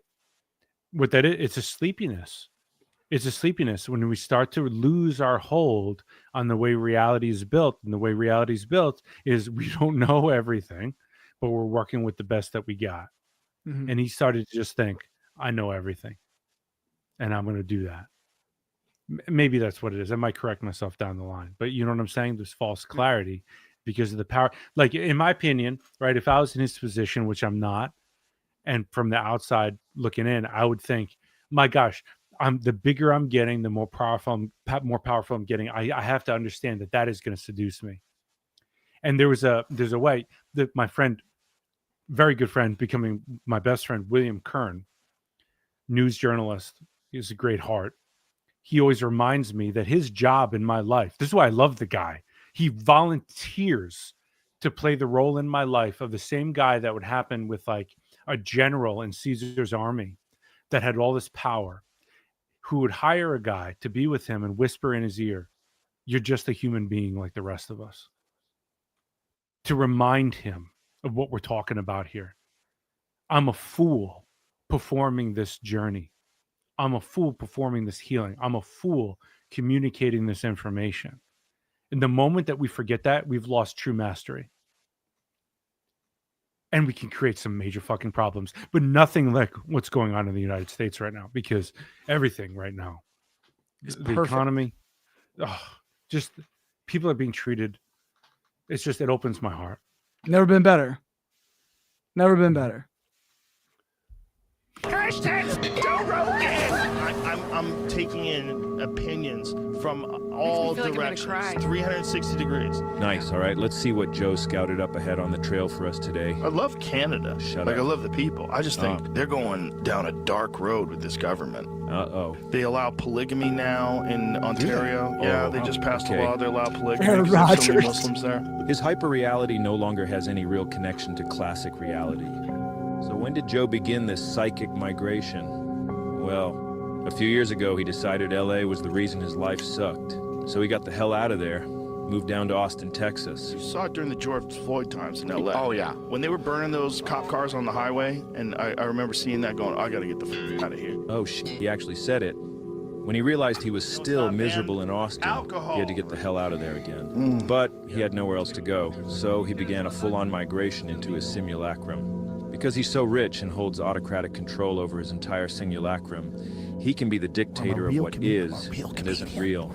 Like the fact that he's a real comedian, one of the greats. And that the world as we know it is finished. It's the end of the age. Doomsday is upon us. We are in Kali Yuga. We are in Kali Yuga. And the Hindus were very smart in their idea of, it was the Hindus, right? Yes, the Hindus, yes. They came up with this idea that there are certain ages, almost unavoidable, of civilizations. Correct. That they go through these cycles.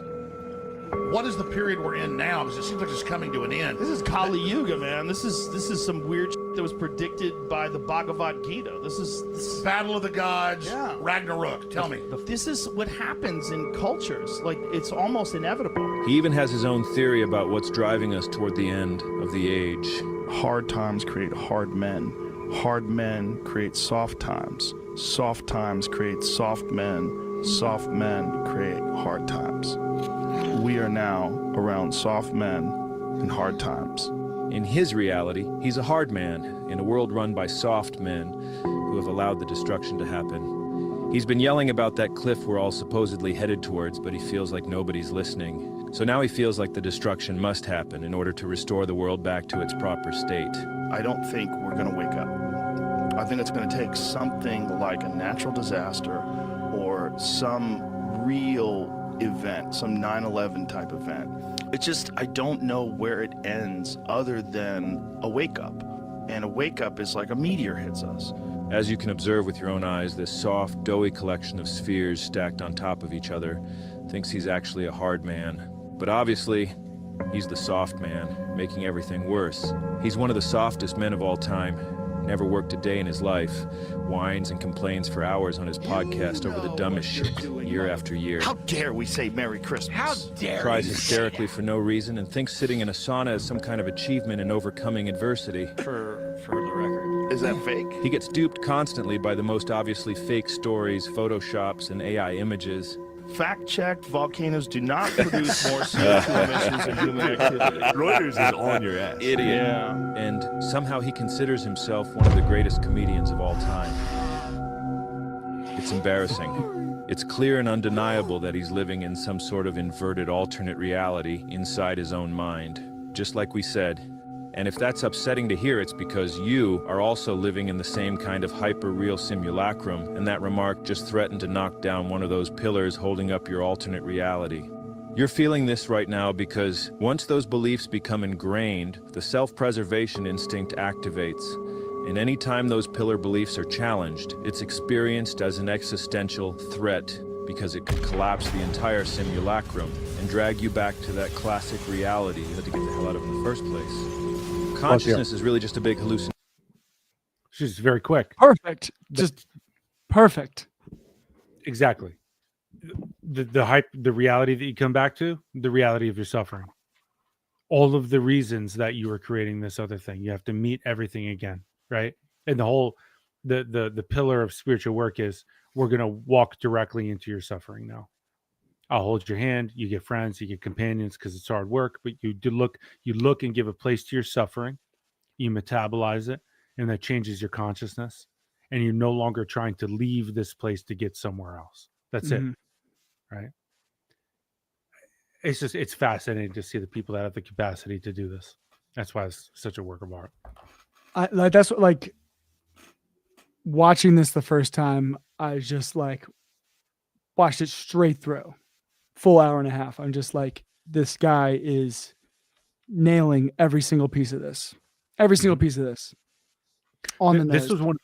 This was one of the first YouTube videos where like I'm a YouTuber now, right? I don't watch anything else, nothing else. I'm just on YouTube. I'm trying to find like obscure people that have amazing things to say with like 1,000 followers or less, and I watch them blow up, or like, I'm just like, it's the wild, wild west. I love how much accessibility there is, and you find the right people and so on, right? And it's just like this YouTube came to me. I remember I was camping outside for a few months. It was during one of these times, and so I was in YouTube a lot at night, and this showed up, and I started watching it, and I saw it was an hour and a half, and I was like, "There's no way I'm gonna watch this. There's no way." It was just a suggested video, and at 2 minutes into it, I was like, "Here we go. Here we go." So good. So good. So good. All right. Nation anyway, it's completely malleable. Change what's in that brain, and you change reality. For example, sometimes our brains get built a little wonky, and you get OCD, schizophrenia, all this stuff that makes your brain unable to stay in one version of reality. Very stressful. Likewise, it's very stressful when the pillar beliefs upholding your hyper-real simulacrum are challenged, as they threaten the stability of and your attachment to reality. It creates existential anxiety, and that anxiety must be relieved without destabilizing the simulacrum, and that often results in horrific consequences.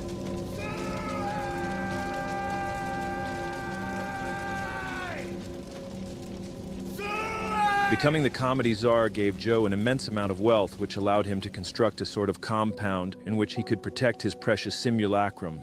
A bunker, which would protect him from sliding back into the ever so painful classic reality ever again. And using his millions of dollars and massive influence, Spotify. Jobles attracted a flock of devoted followers who uphold and strengthen his new reality for a chance to get a piece of the pie. It takes a whole community to... That guy, Lex Friedman, we'll talk another time about him, but... I'd love to, because I've only watched a little bit. He gives me the shivers, man. Pisses me off. Pisses you off? Okay, I'd love to hear about it, because I didn't know if you were for or against them. I assumed against. Just the total projection about being this genius, and like singing a song on Rogan's podcast, just like the total brown nosing of it all. It's just like, I'm like, where's the self? That's not so much of these people. I'm like, where's the self-respect? Yeah, that's right. That's like, shameless behavior. I'm going to do whatever it takes to get what I want. Where's your self-respect just out the window? Properly uphold a hyper-real simulacrum, and Joe succeeded where Elon failed. Joe has been able to fully complete his migration by amassing a huge support network. He achieved this through several tactics. 1, by offering himself and his show as a friendship simulator during the loneliest era in human history, for his audience, but also for himself. Oh, he's going. Day drinking rules. 2, in an era of political confusion and turmoil, he became a compass for guys with double-digit IQs who are too lazy to learn anything by themselves and don't even know how to, because they barely know how to read a real book or even a Wikipedia article. Yeah. Only to figure out what the coaster's for? 3, by becoming a father figure to guys who needed their dad-shaped holes plugged. Those holes longed to be plugged, and Joe became a convenient surrogate. His love and wisdom available 24/7 on Spotify, YouTube, or your podcast app of choice. Come on! And 4, Buffalo Trace. We thought we'd do a sample tasting for you. By providing an economic incentive model with his podcast becoming the home shopping network. Tastes good. As well as a PR washing machine. This is funny. I went into Lorne Michaels' office, and he was talking, and I was convinced I was getting fired. Like, I knew I was getting fired. And I was like, if I get fired here, whatever, I'll just go do Joe Rogan next week, and I'll be fine.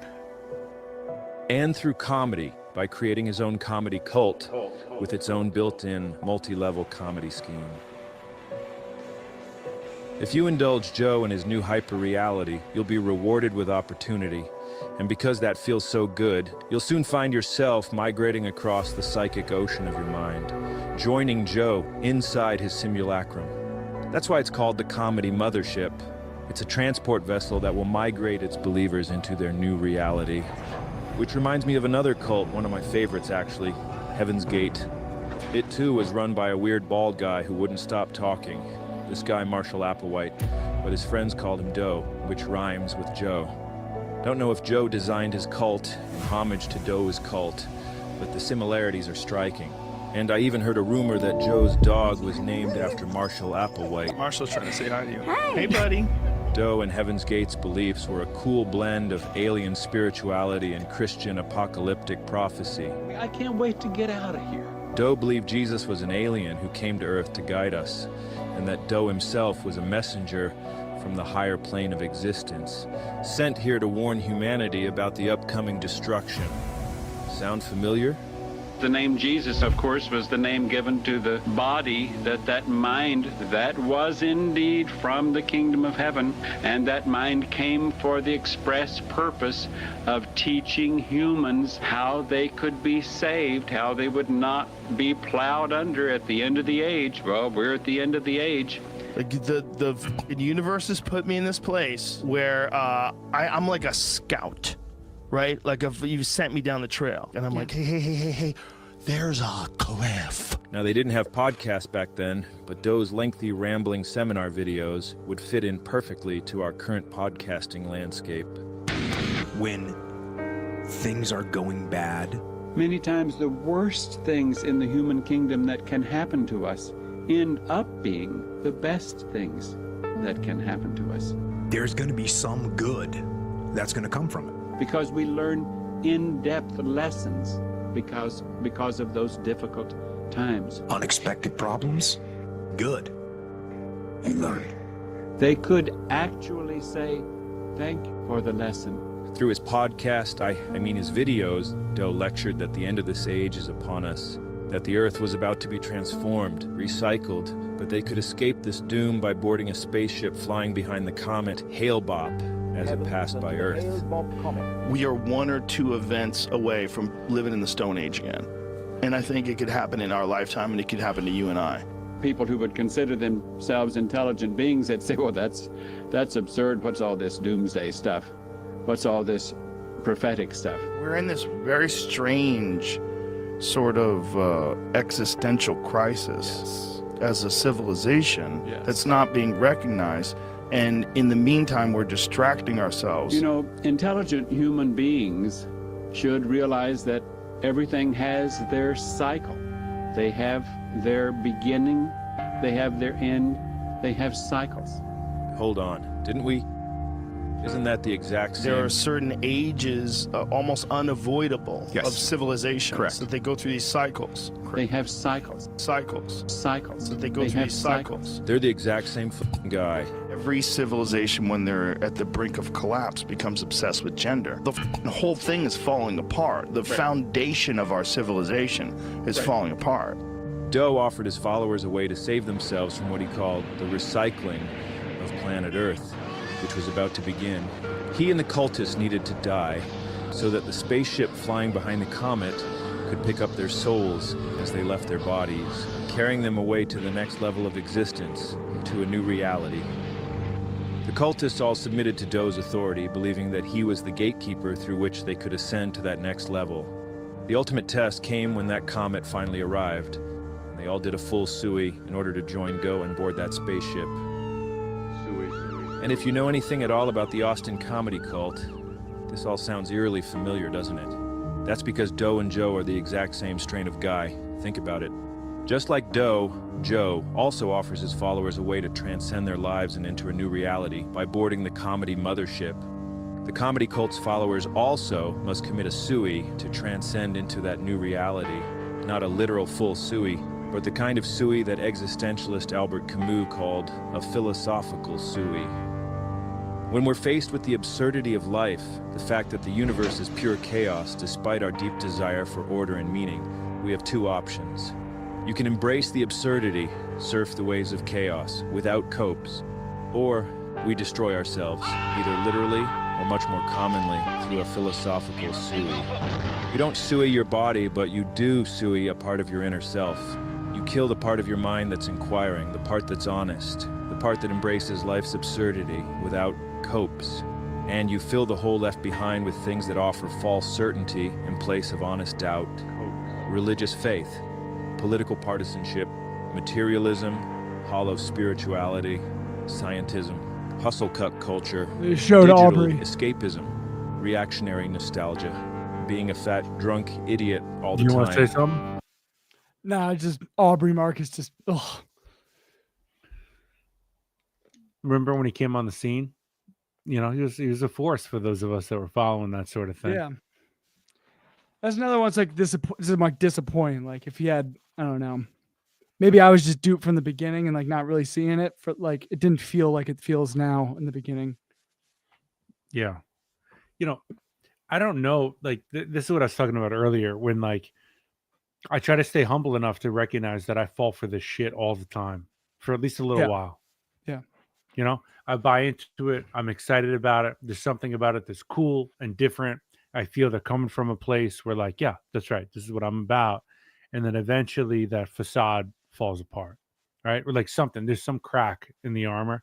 You see it, and then you start to pay attention a little bit more. And then those other weird moments, whatever that you kind of dismissed, it all starts to come together. And you go, oh, this guy's a fucking clown, Yeah. you know? Yeah. And I don't know how to deal with that other than just to keep paying attention and hold things lightly, right? Not to fall for my own seduction of like, oh, here's a guy that's going to save us, or here's a guy that's going to bring this forward. You know what Yeah. I mean? And so you have to be awake to all that, so that as soon as you can catch the cracks in the armor. Mhm.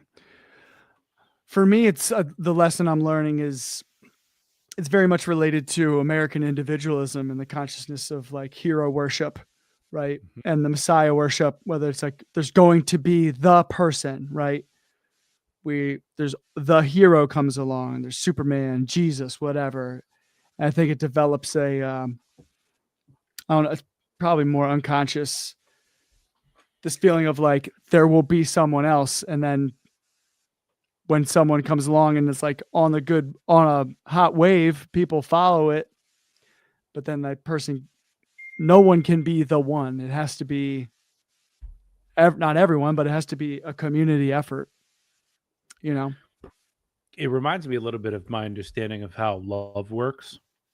And what I mean is like, on the one hand, you know, the work that I do, it dissembles reality into pieces and parts in a way where you can put it back together into a larger whole, and it can be a very sobering process. For example, there's one way there's one way to look at love where on a consciousness level, what we're doing is we're projecting all of our unconscious desires onto somebody that we think is going to save us from our suffering. This is the person that's going to make me whole, and we project all of that onto them, and we fall in love. And it kind of like takes the whole like fun out of it to a certain extent, right? And that's part of the process too, if this is the first time you're hearing something like that. But then when you can reintegrate that awareness into the experience of love, yeah, it's sobering, but it's real, you know? And it's like we're doing this all the time. We do this to heroes. I did this with football my whole life, like American football. You know, like when I was like I don't know, 5, 6 years old, I looked around. I was like, "Oh, this is insane." I must have been watching football, and I was like, "Oh, okay, that's a real man." And if I can be an NFL football player, everything will be fine. That's it, right? So then, the next 20 years of my life, just like I did with spiritual healing after this, was to become the greatest football player ever. I wasn't. I got pretty far, but I also got pretty banged up and so on, right? And then there was a time in my life when I had to kill that identity off, and I actually had to take a break from football for like 10 years. Don't watch it, don't play it. And now when I come back to it now, I'm in touch with the spirit of it, and I want to help and coach kids. I want to help people be in touch with the philosophy of football, what football can do to help you grow and to heal and to become better, right? It's not about what it was before to get the glory. Even though I was down in the trenches, as I was saying, there was still glory in that for me, Yeah. that false self. Totally. Yeah. That's a good example. Philosophical overthinking. Cultism and guru worship, or complete submission to authority. Sometimes all of the above. Greetings to you, my friends. It's me, D. Trussell. Take this guy, Duncan Trussell, for example. One of Joe's longtime friends and a former advocate of radical honesty, truth-seeking, and psychedelic wisdom.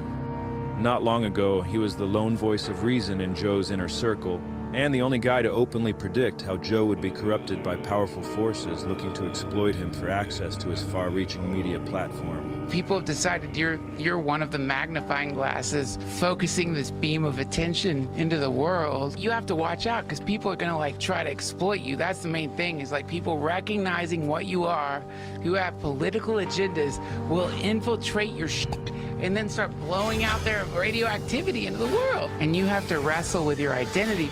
I worry about you, man. He was well aware of these billionaire techno-wizard freaks out there, manipulating new media before it became too obvious to deny.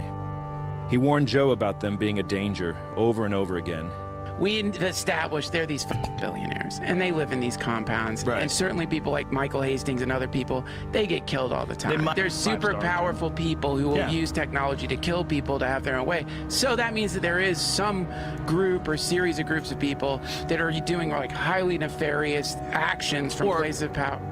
We know that there is truly a war to control the paradigm. He was by all accounts an honest guy, and probably the only guy on that stupid podcast who would rather say what's true than just whatever the burgeoning comedy emperor wanted to hear. But those sorts of qualities are no longer welcome in the comedy czar's simulacrum. They're far too threatening. So once Joe migrated into his new reality, Duncan faced the hard choice of either embracing the absurd and maintaining his principles of honesty and truth, or committing a philosophical sui and joining Joe in his new reality in order to maintain connection to the comedy czar's sphere of influence. Oh, Tipahan. Whatever's happening, you just have to make it a good thing.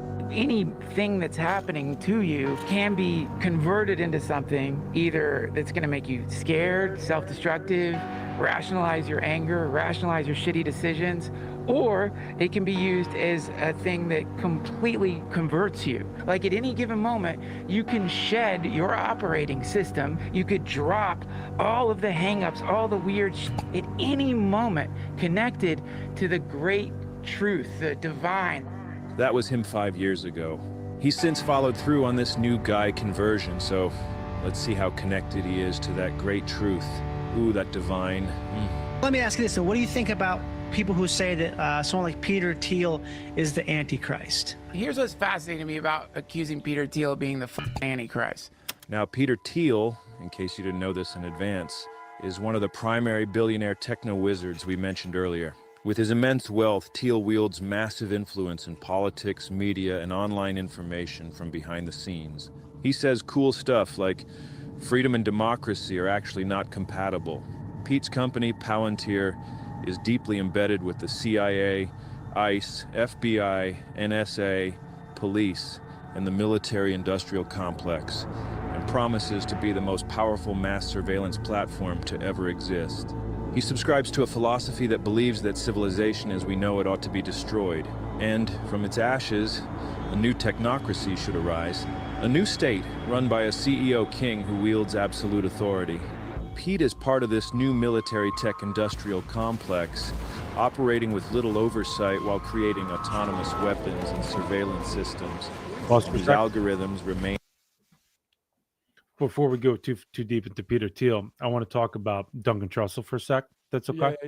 Yeah.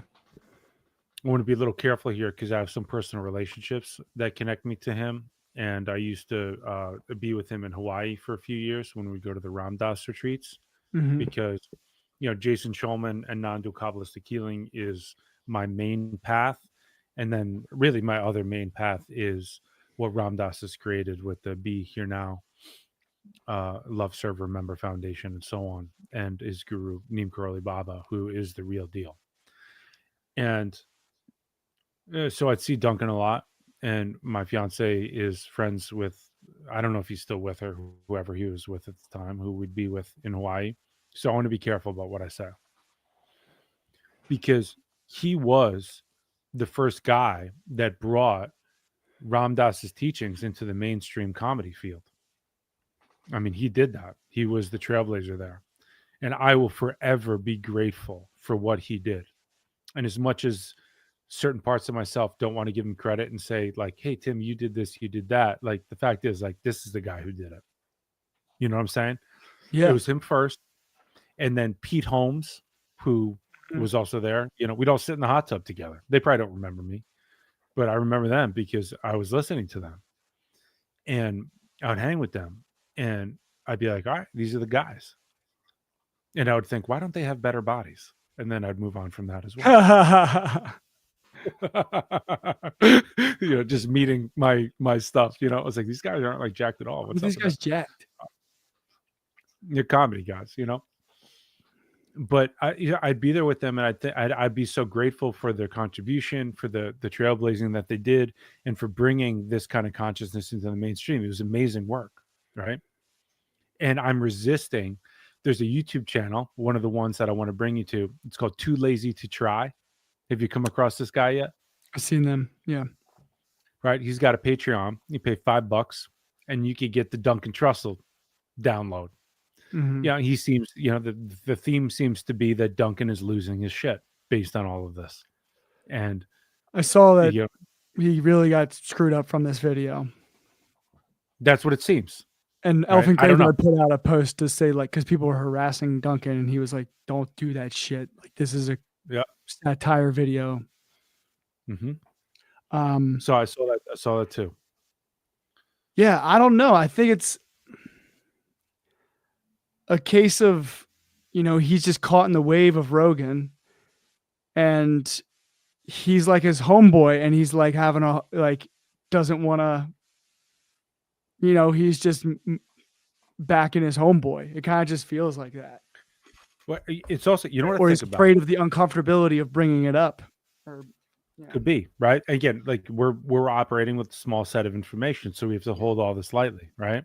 And I think about, how badly I want to do certain things in my life that I feel are very valuable. For example, right now, I'm gathering a class, which you're going to be teaching with me, to teach people to do what I do, to be non-dual Kabbalistic healers, and to work with this consciousness, which is a path of nonviolence. And in my opinion, it's brilliant in terms of how we understand how the world works and how it works us.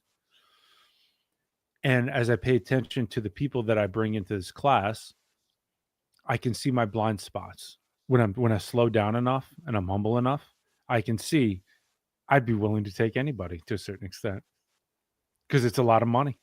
Mm-hmm. And I want to be somebody. And when I teach this class, I'll be known as somebody in the world. I'll be teaching at the highest level of this kind of stuff that we do. And I want that. And I have to ride that. And I have to be honest with myself. Like, do you really want to be the best teacher in the world?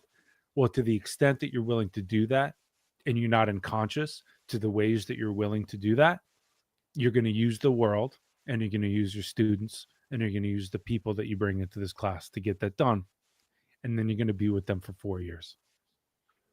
And then you and the rest of the teaching team and everyone in the class is going to deal with this hyperreal simulacrum that I've created. Yeah. You see what I'm saying? Yeah, I do see what you're saying. And it's so subtle because what I'm doing is great. What am I doing? I'm bringing healing into the world. That's all I want to do. Blah, blah, blah. Right. And yet I can fall victim to this just like anybody else can. Mm-hmm. Yeah, the fractalness of it all. That's right. So I have the utmost compassion for all of this. And I feel badly that this is what happens when you're in the public eye. Yeah, Because that's what I was saying. Like I was saying to you the other day, it starts with like on the surface level, I'm all love. As I wrestle with reality more and sink down, it can get very cynical and become a hater. But then underneath under that too, it's also just like love, and which is really just, the cynicalness is really covering for the love that I feel and the disappointment because of the love, right? It's the My disappointment. heart. Yeah. It's the disappointment. It's the brokenheartedness, the disappointment, the upset, the horror, right? If we can't feel that, we're going to draw righteous lines in the sand, and we're going to say, you have to be different. Mm-hmm. And we're going to miss the whole mark.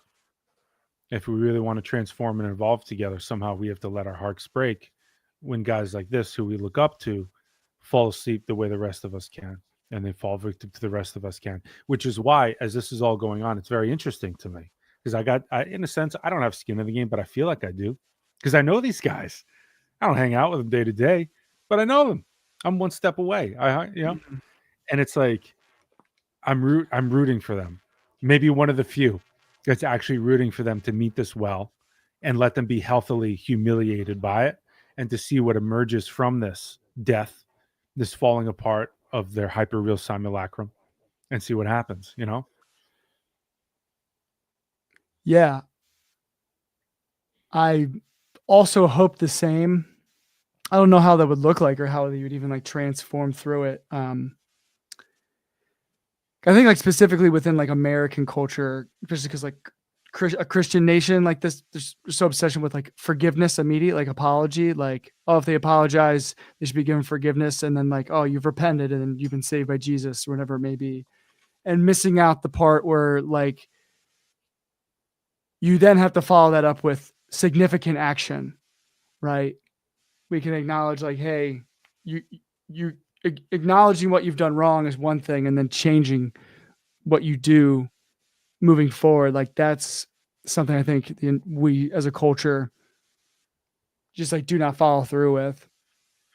Well, the significant action is an interesting statement. It's something that I would wonder about, actually, because I'm not saying you're wrong, but it's something that I would think about in terms of my ideas of what I demand of other people to make things right, in terms of my idea of right. Fundamentally, what I'm interested in is, are they meeting this well? Meaning, are they meeting the result of their delusions, the manifestation of the delusions in this perfectly, exquisitely set up reality that's set up to do this, right? You had the capacity to get this big, and now in a very big way, what you've created out of some delusions is falling apart. How are you going to meet that? How are you going to use that to nourish your being and transform? And from there, I might hope that they take significant action, but I don't demand it. I'm just paying attention. Mm-hmm. I think I'd be more so say it's like, if you want to move into the place of like, all right, I'm taking responsibility, right? I think part of that responsibility process is your action to rebuild trust, reconciliation needs to be at least like equivalent to the consequences of your actions. Right. If you throw a party, you make a mess. Clean up your mess. Yeah, you gotta clean up your mess. Take responsibility and clean up your mess. Right. Which I think is what causes so much of the current cultural moment. I think, at least with like what I'm thinking about, just in terms of the United States and the discussion around slavery, right? Slavery, reparations, colonization. Not acknowledging it fully, right, continues to perpetuate. And now we're at where we're at, where we have a bunch of people who are like, well, I didn't do it. It's like, yeah, but we're all part of this thing that the people before didn't take responsibility and and so it's still like, we still got to deal with it. This is something I see in my healing practice all the time, where at some point it always becomes relevant for me to say to my client, it's really unfair that you were wounded as a child and you're now in your 40s and you're still dealing with the effects of this wounding Mhm. and you're still working on it. And people that had, their parents stayed together, you had a healthy environment, you were given everything you need. Well, it turns out they're healthy. Crazy, crazy how it works, isn't it? Mhm. And in a certain sense, they had an easier life. Yeah, they had an easier life. Less ups and downs, less roller coasters, less craziness because they weren't as dysfunctional because they had a safe holding of themselves. They had somebody who received and reflected them so they could see themselves and grow. And they weren't shamed when they had bad behavior. They were corrected and they had an example, right? And those of us that don't, somehow we have to not only get through that, and then without the tools, we have to get through life. And it's only after we create an empire and we're still unhappy that we realize, oh, fuck, like I'm doing this all wrong. This strategy's weary and tired, right? And what I say to them is, life is unfair. That's it. I got sick for 7 years. I lost everything. I maybe could have been a millionaire podcaster. I was riding that wave. I got Lyme disease. I was in bed for 5 years, right? When I was done with that and I started to get better, I had to meet this crazy idea I had that everything was going to be okay. Turned out nothing was okay. Everything had fallen apart. And now I had to rebuild. And everybody else had what it seemed to be a 7-year head start on me. And I was like, wow, it's not ever going to get better. Yeah. And I was like, this is so unfair. Right. But let me tell you, the gifts in that experience are profound. And it always makes me think of there's a saying in some Bible or some Torah somewhere that angels weep because they don't have the experience of what humans have to come back to God, to come back to wholeness, and to have that experience of separation and to go through that. And to me, I would never take back anything that I went through at this point. And the grace in my process was I had teachers and other people that could be the example, like Jason Schulman. When I went into my illness, what kept me going through that, easy peasy, was Jason had gone through a 7-year illness himself. He was diagnosed with Lyme disease before Lyme disease was a thing. Nobody even knew. And he was in bed for 5, 6, 7 years. And then he got through it. And what happened? He was supposed to be a publisher. He was supposed to be a music artist. He had a ton of talent. He became a healer. He developed non-dual Kabbalistic healing. This path that I think is so fucking genius and changed my life. And I committed my whole life to bringing that forward in the world, right? He only got there because of how unfair life is. So is it really that unfair? Right? Or is it how you meet it? And can you get the gifts in these so-called problems?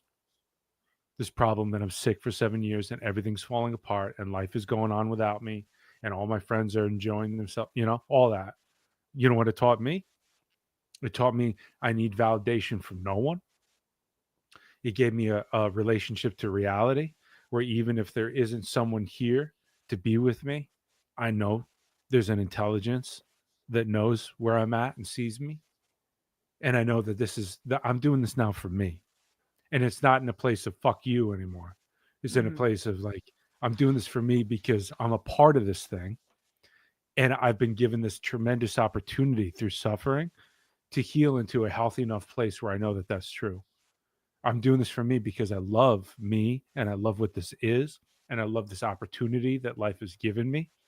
And I'm not going to waste it. And I get scared because I'm like, I'm 40 years old now. And I go, I've learned so much. I hope I don't die before I can share what I've learned, which is a big part of why I'm doing this with you right now.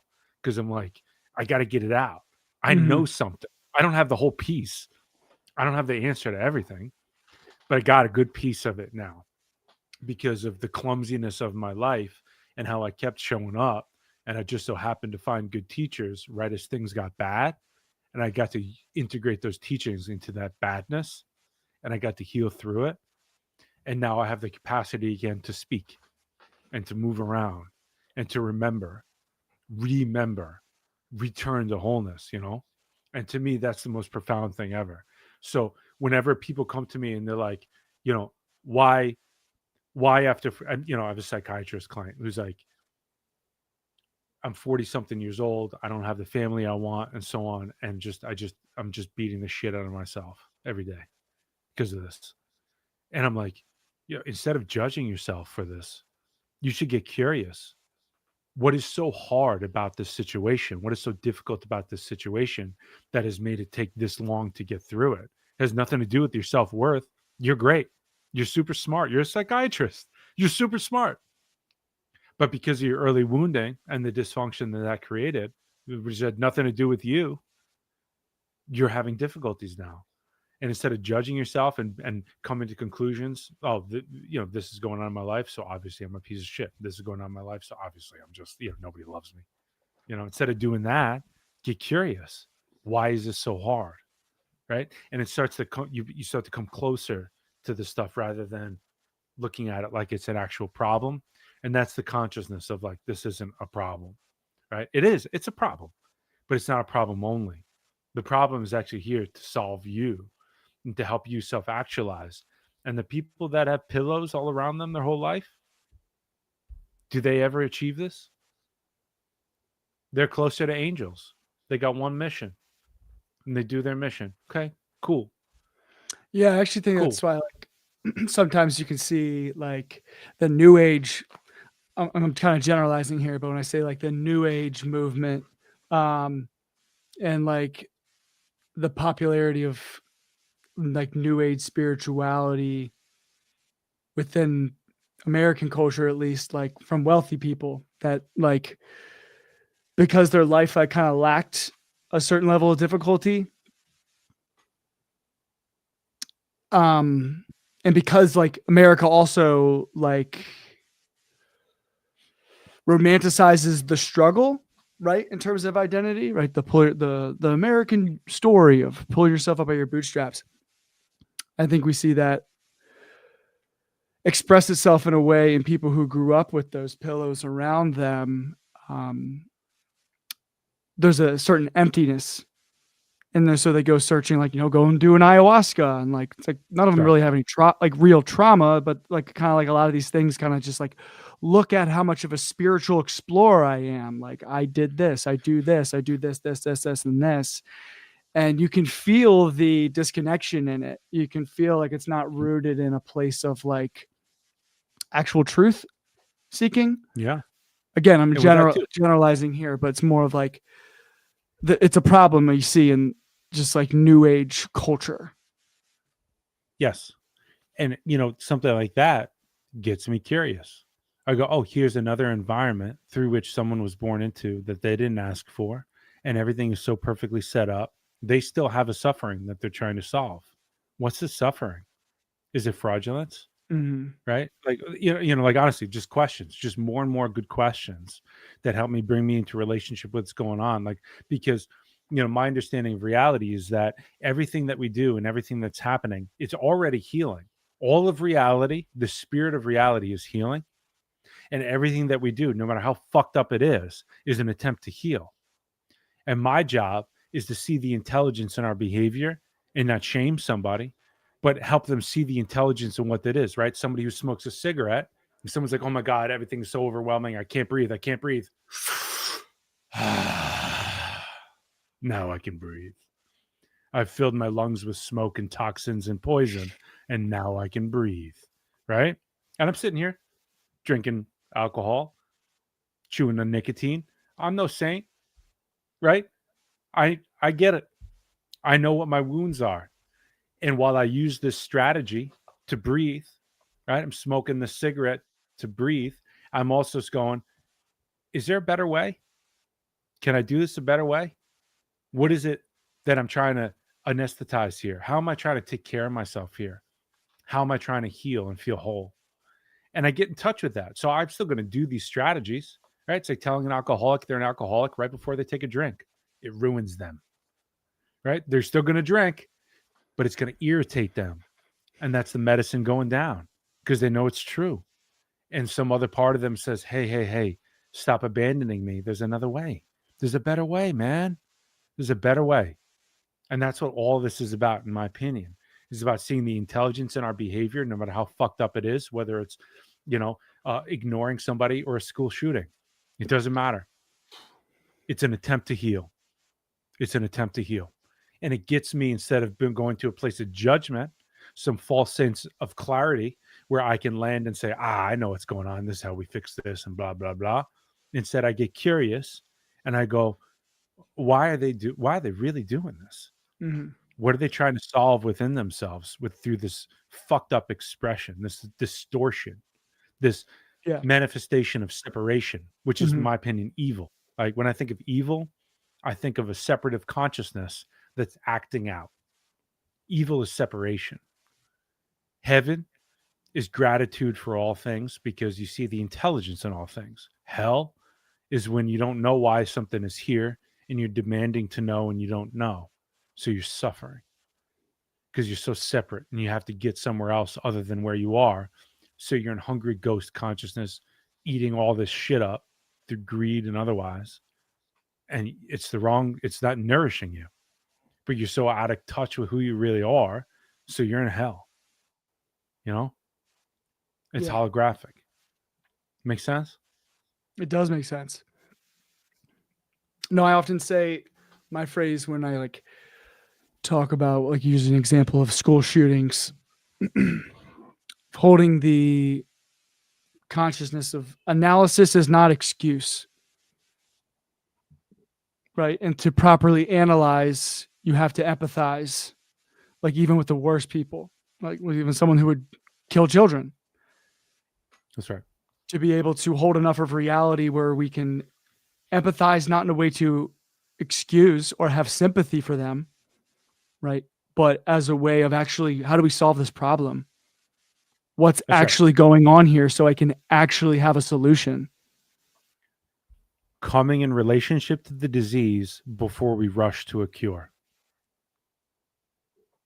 Mm-hmm. Right? Yeah. And it's hard to do. It's taken me 15 years. People ask me, what does it take to do this healing work? Everything.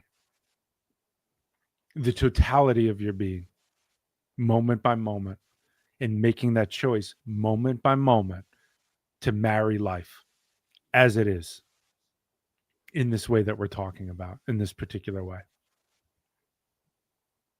It's some deep shit. It is. It makes me proud to be able, even if nobody ever listens to this, it makes me proud to be talking about it with you. Yeah. Because, all right, let's get Yeah. back to this. I almost forgot about marrying life until you brought it up. No, Good. The marriage of life. That's why I teach. Go on. Yeah. No, just. Go on. You go ahead. All I was going to say is that's why I teach this work. The reason being is because I forget all the time. Spiritual communities talk about satsang and needing brothers and sisters on the path. Mm-hmm. The reason why we need that, there's many reasons. For me, primarily, it's because I forget. And I'm super eccentric about it. You can see there's stuff on my wall. Everything on my wall is intentional. And I'll write on my arm in permanent marker the stuff that I need to remember that I'm working on. My dreams right now are very healing dreams. It's constant setups. I have a dream, and because my intention is to heal, and it's true, my dreams are healing dreams. So it's my unconscious that's always trying to make something conscious. In other words, there's always something that I'm resisting and leaving out and working hard to leave it out because it's too much to bear or I don't know how to be with it. And so my dreams right now are always perfectly set up to be like, hey, Tim, my dream last night was about graduating high school or college. It doesn't matter. But all my friends were moving on. And I kept asking them, do you want to do this with me? Can you come home and we do this? And they were all going on to other things. And so what was I left with? When I woke up in the morning, I was left with a feeling of profound emptiness. And I thought, this is my work today. Pay attention to what I'm doing to save myself from emptiness so I don't take myself out of the stream of life and I don't interrupt the creation process. What's the creation process? Me incarnating into my life. Why am I not incarnating into my life and being happy, truly happy? Because I'm not able to bear emptiness. What do I do in the meantime? I drink beers and shove nicotine in my mouth. That's what I do. That's what I do. He's a Zen dog. That's it. Actually, I don't do Zen. There's other. Lucy is less expensive. But that's what it is, right? When I went through the program to become a healer, it was me and women that were 55 and older. Just me, 27 years old male, and women 55 and older. What did they do in this territory? They knitted. They were awake to their suffering. They were awake to the anxiety and the vulnerability that brought up in them. And they consciously took care of themselves by knitting. They didn't deny what was happening, but they denied it enough to not take it on fully. And they were knitting. So what do? It's an age-old strategy. I drink beer. I chew tobacco. It's not a great strategy, but it's the one I know, and it provides great comfort. And I hope that it doesn't kill me before I can transmit what I know and I continue healing. That's it. Okay. Hell yeah. You should get this. I've discovered this stress ball. I know it's not, but like, it's like it feels like it's a piece of dough. We can't pull it apart. Genuinely, but just discovered it this weekend, and it's going to change my life. It has already but it changed doesn't my get life. me high. It doesn't get me high, Zach. Like, it helps me. You can squeeze it as hard as you want. Mail one to me. I will.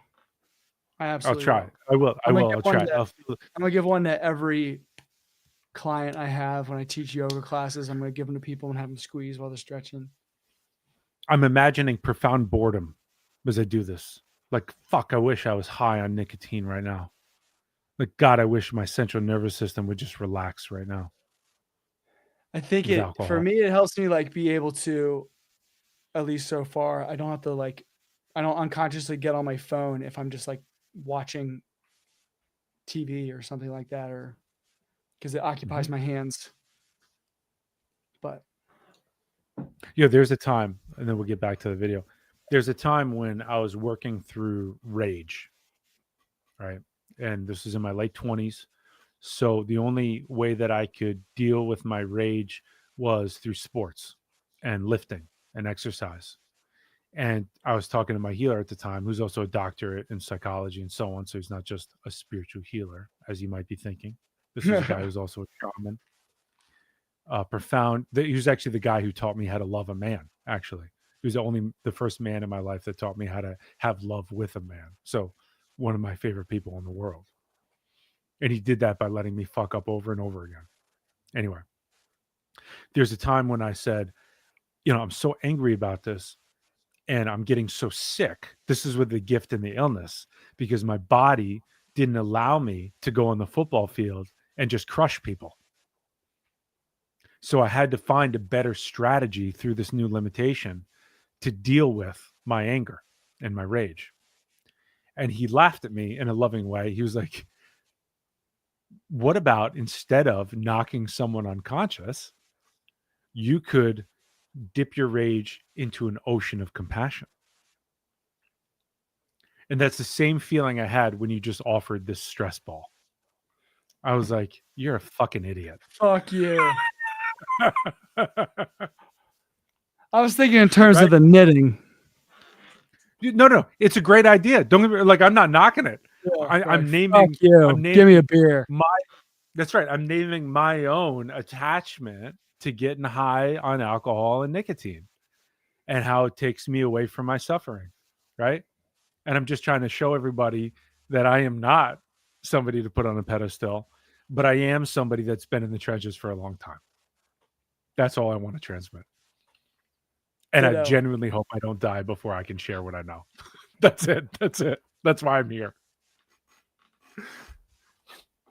I don't want to die because I want to see how this all unfolds. This century. I think it's gonna be fucked. I think it's gonna be insane. We're gonna see a lot of things that man-made horror is behind our comprehension, but I want to see it. I want to see what comes out the other side. Me too. It's secondary though to wanting to share what I know. This is what it is. How much longer do you want to go? We're almost at 3 hours. I know. I was thinking, let's try to finish this if we can. How much longer we got on the video? We still got a whole hour on the video. Oh, God. Okay. We can also you do want to this pause? we can do the second half another time. We could do a part 2. Absolutely. Yeah. We could do a part 2. But let me tell you, man, this has been the missing piece of my life. How do you feel about this? I love this. I know I'm getting back. You're much more, you clean the pipes off and you're like back in the like public speaking. I'm it's going to take me a minute to get up to speed.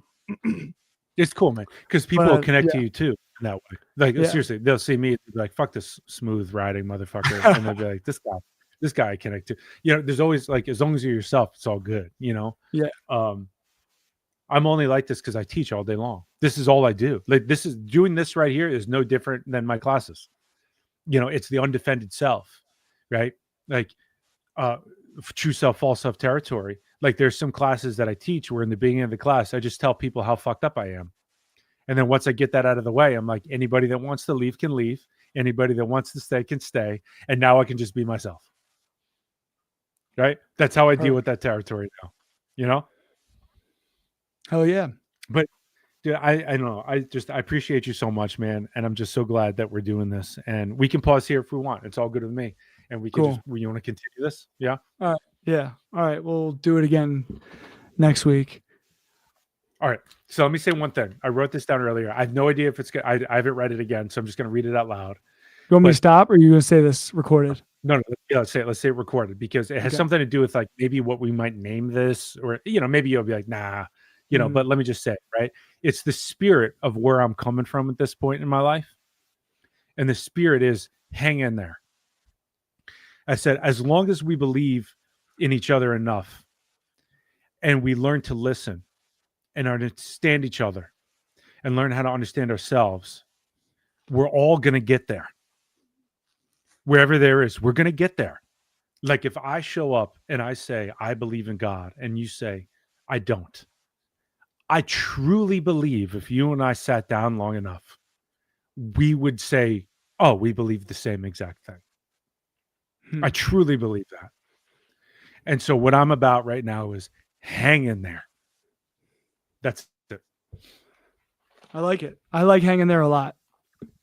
Hang in there like rolls like nicely with the theme of like my festival totem and music thing we're doing with Hold On to Your Friends. Kind of like, hang in there. Keep working through it.